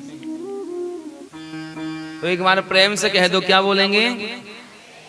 तो यहाँ पर कुरुक्षेत्र में हम केवल प्रणाम करते हैं इस कथा को, और प्रणाम करके आगे बढ़ते हैं। और कुरुक्षेत्र के युद्ध मैदान में मेले के बाद में सभी ब्रजवासी आपस में मिले और एक सुंदर आयोजन हुआ ब्राह्मण भोज का। सबने ब्रजवासियों ने अलग अलग काम बांट लिए। जब बाद में कृष्ण की बारी आई कि कृष्ण तुम क्या काम करोगे, जब साधु संतों का ब्राह्मणों का भोजन होगा तो तुम क्या करोगे? किसी ने कहा हम परसेंगे, किसी ने कहा हम पत्तल लेंगे, किसी ने कहा हम भोजन बनाएंगे। तो कृष्ण ने हाथ जोड़कर कहा कि आप ये सब काम करना, अंत में जब वो संत ब्राह्मण अपनी झूठी पत्तल छोड़ दें तो बस वह काम तुम मेरे लिए दे देना। मैं संपूर्ण संतों की महात्माओं की झूठी पत्तल उठा उठा करके, हम आप सब बड़े नाक वाले बनते हैं, बड़े ऊंचे बनते हैं, अरे इसकी पत्तल हम क्यों उठाएं? लेकिन एक बात ध्यान से सुनो, जगत का नाथ है जगन्नाथ, जगत का नाथ है द्वारिकाधीश। उसने भी उस मेले में भोजन करने वाले भोजनार्थियों की झूठी पत्तल उठाई। तो भैया यहाँ भगवान ने संदेश दिया कि जब कभी आपको सेवा करने का मौका मिले तो कभी पीछे मत हटना, जब कभी आपको सेवा का मौका मिल जाए। क्योंकि संतों की झूठन उठाना, ब्राह्मणों की झूठन उठाना, ये कोई छोटी मोटी सेवा नहीं है, ये सबसे बड़ी सेवा है। जब कभी मौका मिले तो सेवा से मत चूकना, क्योंकि सेवा ही भगवान से मिलाती है। इसके अलावा भक्ति तो आपको मिलाएगी, कब मिलाए कब नहीं इसकी कोई गारंटी नहीं, लेकिन सेवा जिस दिन आपने करना प्रारंभ कर दिया उस दिन गोविंद आपके इंतजार में दोनों बाह फैला के खड़े रहेंगे। प्रेम से कहिए। भगवान ने उस यज्ञ को संपन्न कराया। आगे सुखदेव स्वामी परीक्षित को कथा सुनाते हैं, और इस कथा में प्रवेश करने से पहले मैं आप सबसे हाथ जोड़कर यही कहूंगा कि ये 15 मिनट की कथा है और ये हमारी बड़ी, आप सबकी भी बड़ी पसंदीदा कथा होगी और सुंदर कथा है। इसको आप ध्यान से सुने। कौन सी कथा? बोली यहां से भागवत में सुखदेव स्वामी परीक्षित को भगवान के एक मित्र की कथा सुनाने जा रहे हैं। किसकी कथा? कौन मित्र? कल हमने सुना था ना, भगवान कृष्ण जब सांदीपनि मुनि के आश्रम में पढ़ने गए थे तो वहां पे उनकी एक मित्र से, एक ब्राह्मण के पुत्र से मित्रता हुई थी। और उस ब्राह्मण पुत्र का क्या नाम था पता है? वाह, आज तो आनंद आ गया आप सबको देख के, क्योंकि आप सबने कथा सुनी है तभी तो आप जवाब दे पाए, वरना हम भाई साहब बहुत जगह जाते हैं और काम ही हमारा ये है। ऐसा लगता है 4-4, 5-5 घंटे हम बोलते हैं और बोलने के बाद यदि हम दूसरे दिन पूछ लें कि कल हमने कुछ कहा था, सब हाथ एक दूसरे की तरफ देखते हैं, क्या कही गुरुजी ने। लेकिन आप सब बड़ा मन लगा के सुन रहे हो। तो भगवान की मित्रता एक ब्राह्मण के पुत्र सुदामा से हुई थी, और वही सुदामा की कथा यहाँ प्रारंभ होने वाली है। ये सुदामा चरित्र जो है ना भैया, ये कथा का विशेष अंक है। इस कथा को आप सुनो। उससे पहले बस मैं यही कहूंगा कि आप मन लगाकर 10 मिनट इस कथा को सुन लेना। सत्य कहते हैं, भगवान ने जिस प्रकार सुदामा पर कृपा करी उसी प्रकार सुदामा की तरह हम पर भी गोविंद कृपा। तो यहाँ पर सुखदेव जी ने सुदामा जी का प्रसंग श्रवण कराया, और प्रसंग के माध्यम से हम सब श्रवण करें कि कृष्णस्यासीत् सखा कश्चिद् ब्राह्मणो ब्रह्मवित्तम विरक्त इंद्रियार्थेषु प्रशांतात्मा जितेन्द्रियः। कृष्णस्यासीत् सखा कश्चिद्। माई बाप बस थोड़ी देर हो रहे हैं, ऐसे हल्ला गुल्ला करोगे तो काम नहीं बनेगा। जैसे आपने कल कथा सुनी थी ना, वैसे ही आज और सुन लो, आपकी हम पर कृपा हो जाएगी बहुत है। तो यहाँ पर प्रसंग उद्घाटित होता है सुदामा जी का। यहाँ परिचय दे रहे हैं सुखदेव स्वामी, भगवान का मित्र कौन है। बड़े ध्यान से सुनना, क्योंकि परिचय ही बता देता है कि इंसान कैसा है। परिचय ही बता देगा कि उस इंसान का स्वभाव कैसा है, उस इंसान में कैसे गुण है और कैसा उसका चरित्र है। तो यहाँ पर परीक्षित को सुखदेव स्वामी कृष्ण के सखा सुदामा का परिचय दे रहे हैं। और क्या दे रहे हैं परिचय? कृष्णस्यासीत् सखा कश्चिद्। हे परीक्षित, कृष्ण का एक सखा है और सखा कैसा है? बोले ब्राह्मणों ब्रह्म उत्तम। ब्राह्मण है लेकिन ब्राह्मणों में भी सर्वश्रेष्ठ है। क्यों सर्वश्रेष्ठ है? क्योंकि विरक्त इंद्रियार्थेषु प्रशांत आत्मा जितेंद्रिया। व्यक्ति के पास में 10 इंद्रियां होती हैं। हम आप सबके पास में कितनी इंद्रियां हैं? 5 कर्मेंद्रियां और 5 ज्ञानेंद्रियां। जिस अंग से हमें ये पता चले, जिस अंग से हम काम करते हैं वह अंग कर्म इंद्रिय होता है, और जिस अंग से हमें कोई चीज का ज्ञान हो वह ज्ञान इंद्रिय होता है।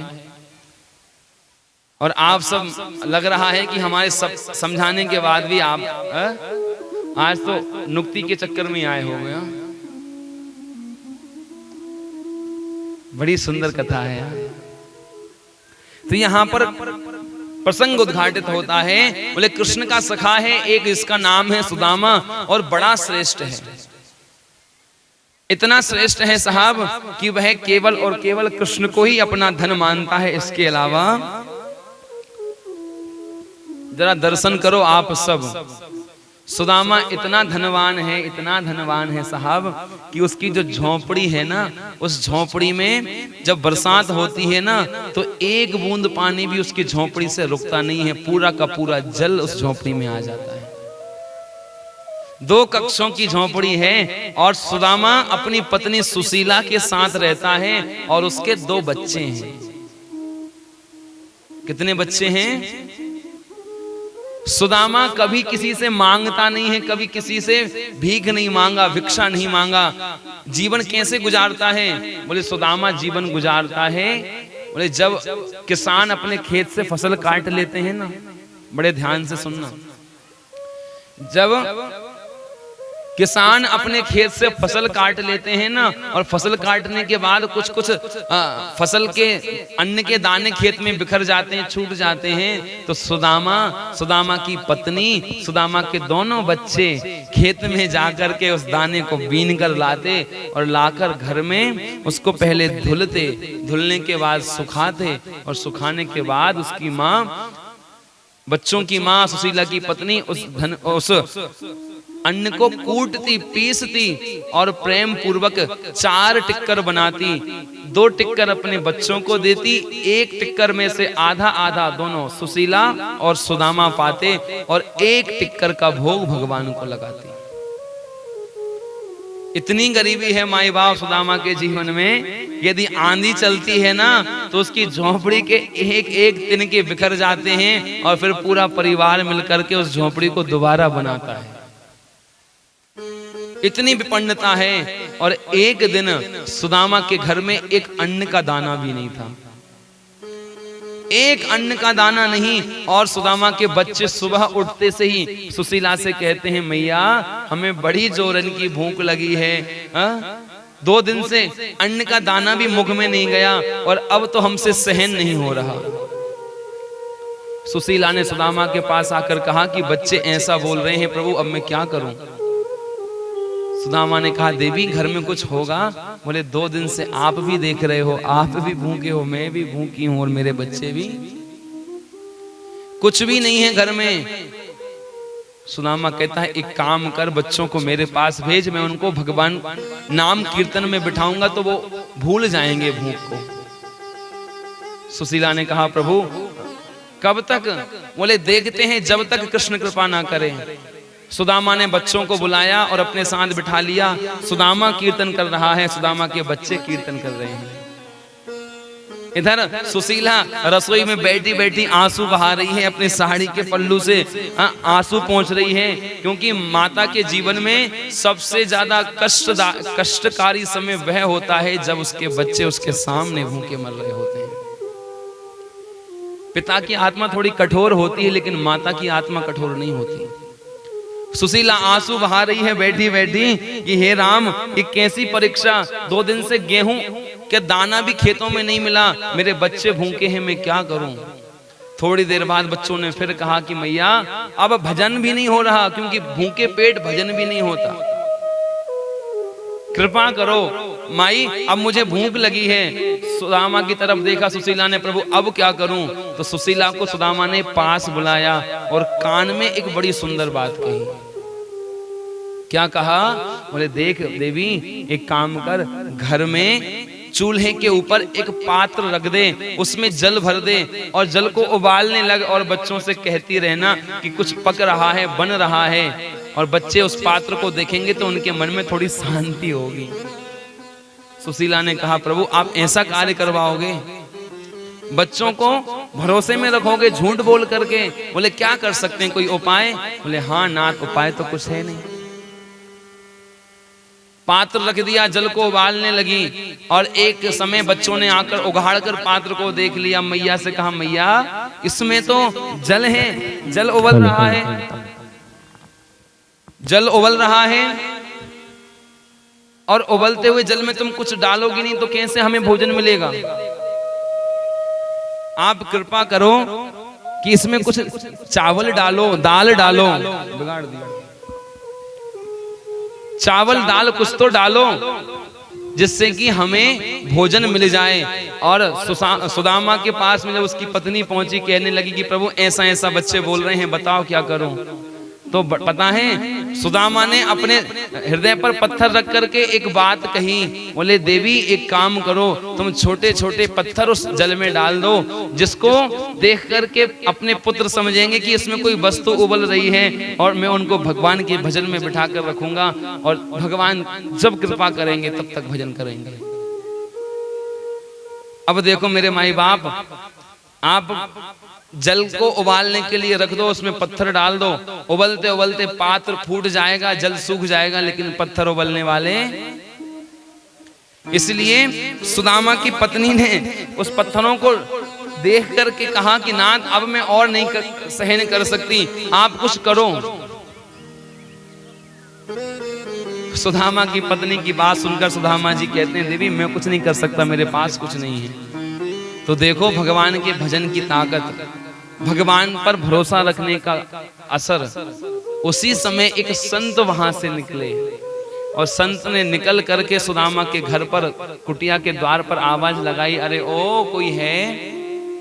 सुदामा की पत्नी निकली और निकल कर हाथ जोड़कर रो तो रही है क्योंकि बच्चों की दशा बड़ी गंभीर है। हाँ प्रभु कहिए। देवी आप रो रही हो? बोले हाँ प्रभु थोड़ा सा। किस कारण से रो रही हो? बोले नहीं कुछ नहीं, आप आज्ञा दीजिए, क्या सेवा चाहते हैं? बोले हम सेवा कुछ नहीं चाहते, हम तो 5 ब्राह्मण हैं और फलाने गांव से होकर के आ रहे हैं, वहां हमने भोजन बनाए थे और भोजन बनाने के बाद थोड़ा सा भोजन बच गया तो सोचा कि किसी को देते चलें, तो आपका घर रास्ते में दिख गया, इसलिए भोजन ले लो, ये बचा हुआ भोजन है, इसको आप प्रेम से भगवान का प्रसाद समझ कर पाना। हाथ में प्रसाद को, भोजन को लेकर के सुदामा की पत्नी अंदर आई, प्रणाम किया और भगवान को प्रणाम किया कि हे नाथ आज आपने बड़ी कृपा करी, जो मेरे रोते हुए बच्चों के आंखों के सामने ये भोजन आ गया और मेरे बच्चे आज जी उठेंगे। सुशीला ने भोजन कराया, बच्चों ने भोजन किया और वही संत जाते जाते कह गए, अरे हमने सुना है तुम्हारे पति का नाम सुदामा है। सुशीला ने कहा हाँ, तो सुनो हमने सुना है कि द्वारिकाधीश जो कृष्ण है ना, वो तुम्हारे पति का परम मित्र है। सुशीला ने आकर के अंदर घर में कहा कि नाथ क्या आपका मित्र द्वारिकाधीश है? जैसे ही द्वारिकाधीश की बात सुनी, कृष्ण कहते हैं वो मेरा मित्र नहीं है, वो मेरा सखा है। क्योंकि मित्र की परिभाषा अलग होती है, दोस्त की परिभाषा अलग होती है और सखा की परिभाषा अलग होती है।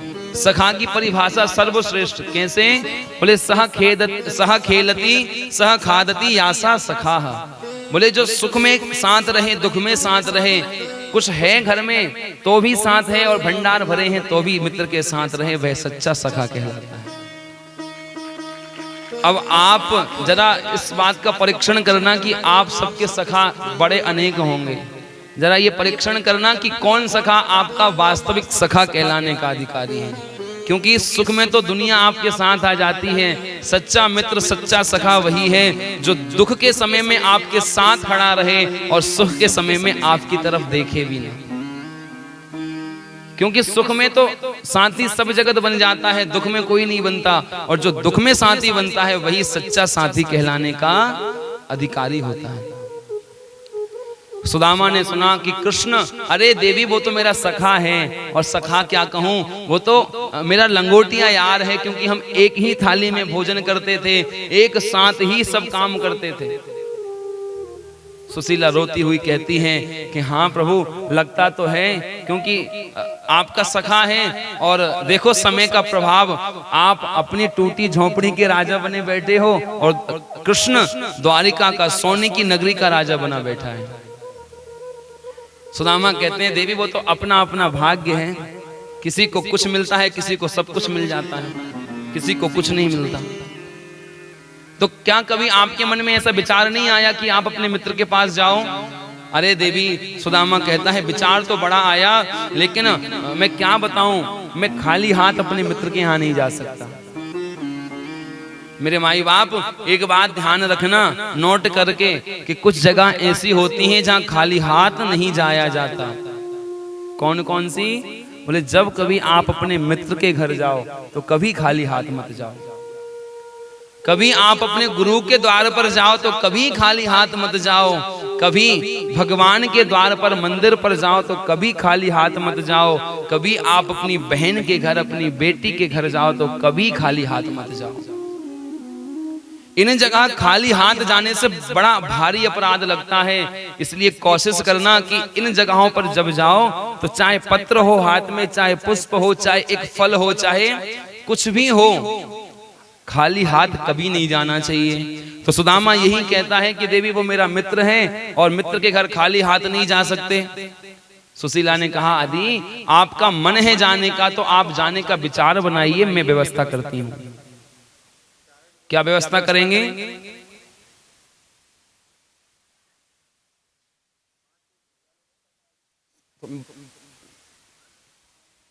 देख लो,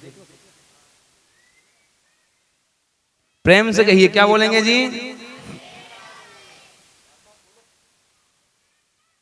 बोल लो। श्री राधे, श्री राधे। हमारे हेलो, हमारे बीच में पधारे हुए हमारे अतिथिगण, मीणा समाज सेवा संगठन के जिला अध्यक्ष नरेंद्र भैया को मैं मंच पर बुलाना चाहता हूं, और उनके साथी एवं मीणा फैंस क्लब के सभी साथी, मीणा फैंस क्लब के हमारे अध्यक्ष ईश्वर भैया को भी मैं यहाँ मंच पे बुलाता हूँ, और हमारे बीच में पधारे हुए विनय सिंह मेहर, महासचिव कांग्रेस कमेटी मध्य प्रदेश, भाई साहब को भी मैं साधारण आमंत्रित करता हूँ, और ओरन सिंह जी मीणा सरपंच साहब बैरागढ़ वालों को भी मैं मंच पर आमंत्रण करता हूँ। उनके साथी चेतन मेहर जी को भी मैं मंच पर आमंत्रित करता हूं। हमारे बीच में बैरसिया से पधारे हुए राजकुमार यादव, क्या बोलेंगे जी? गाइए।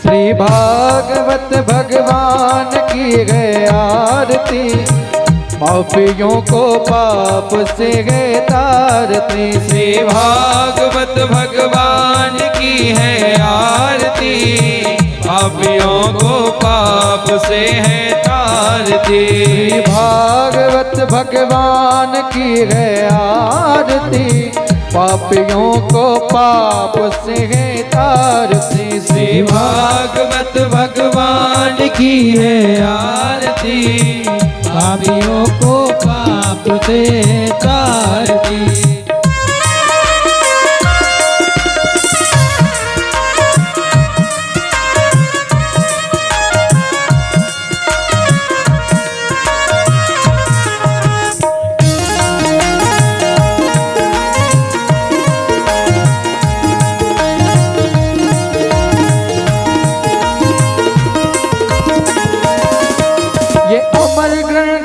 मुक्ति बन ये पंचम वेद निराला, नव ज्योति जगाने वाला।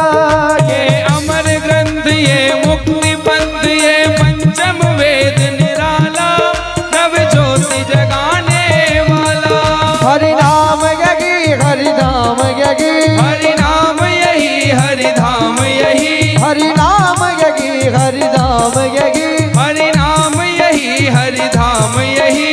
के मंगल के आरती, पापियों को पाप से गे तारती। श्री भागवत भगवान की है आरती, पापियों को पाप से है तारती।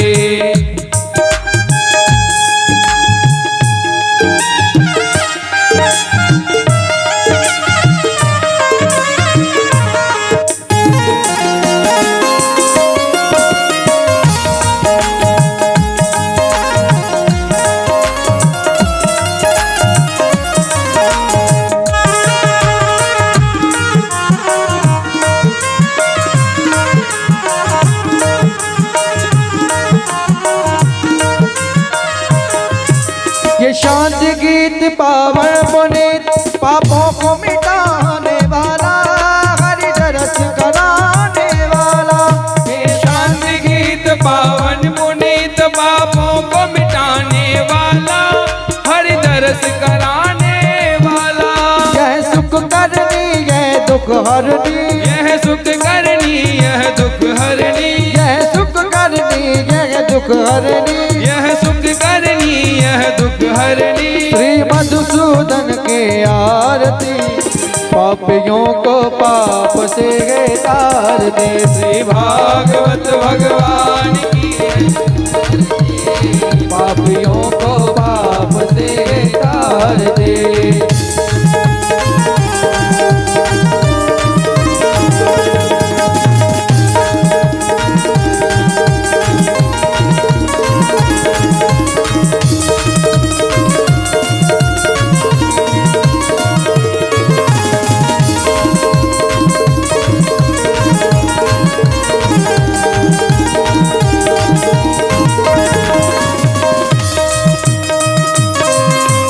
मधुर बोल जग बंद खोल, सन्मार्ग दिखाने वाला, बिगड़ी को बनाने वाला।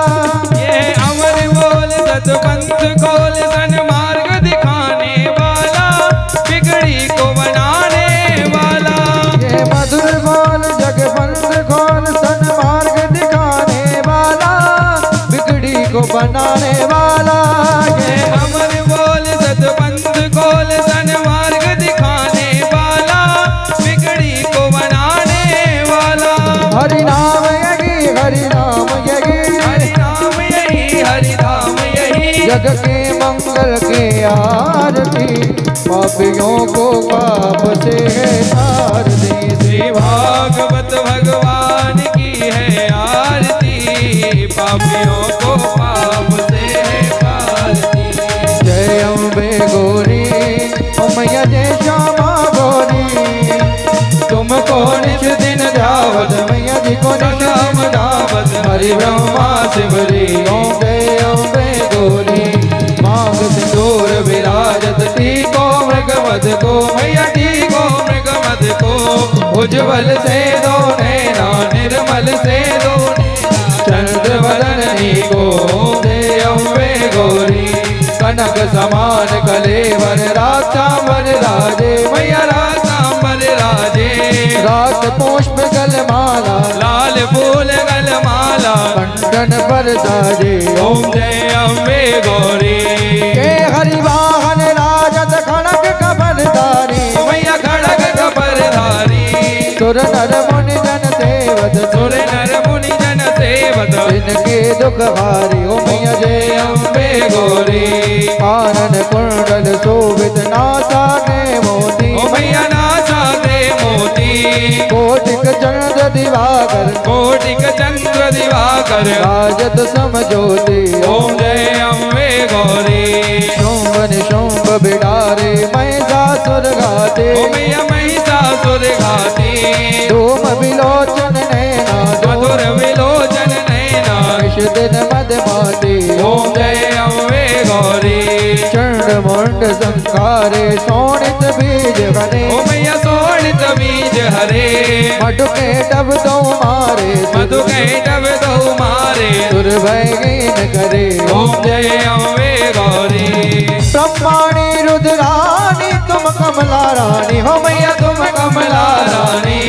आगम निगम बखानी, वेद वेद पुराण बखानी, तुम शिव पटरानी ओम जय अम्बे गौरी 64 योग निगावत नैत करत भैरो ओ मैया नृत्य करत भैरो बाजत ताल मृदंगा बाजत ढोल मृदंगा और बाजत डमरू ओम जय अम्बे गौरी तुम ही जग की माता तुम ही गोवरता ओ मैया तुम ही हो वरता भक्तन के दुख हरता भक्तन के दुख हरता दुख संपद करता ओ ओम मैया जय अम्बे गौरी भुजाचार अति शोभित वर मोताधारी ओ मैया वर मुद्रा धारी मन वांछित फल पावत मन वांछित फल पावत जीवत नर नारी ओ ओम मैया जय अम्बे गौरी कंचन थाल विराजत अगर कपूर बाते ओ मैया अगर कपूर बाती श्रीमाल के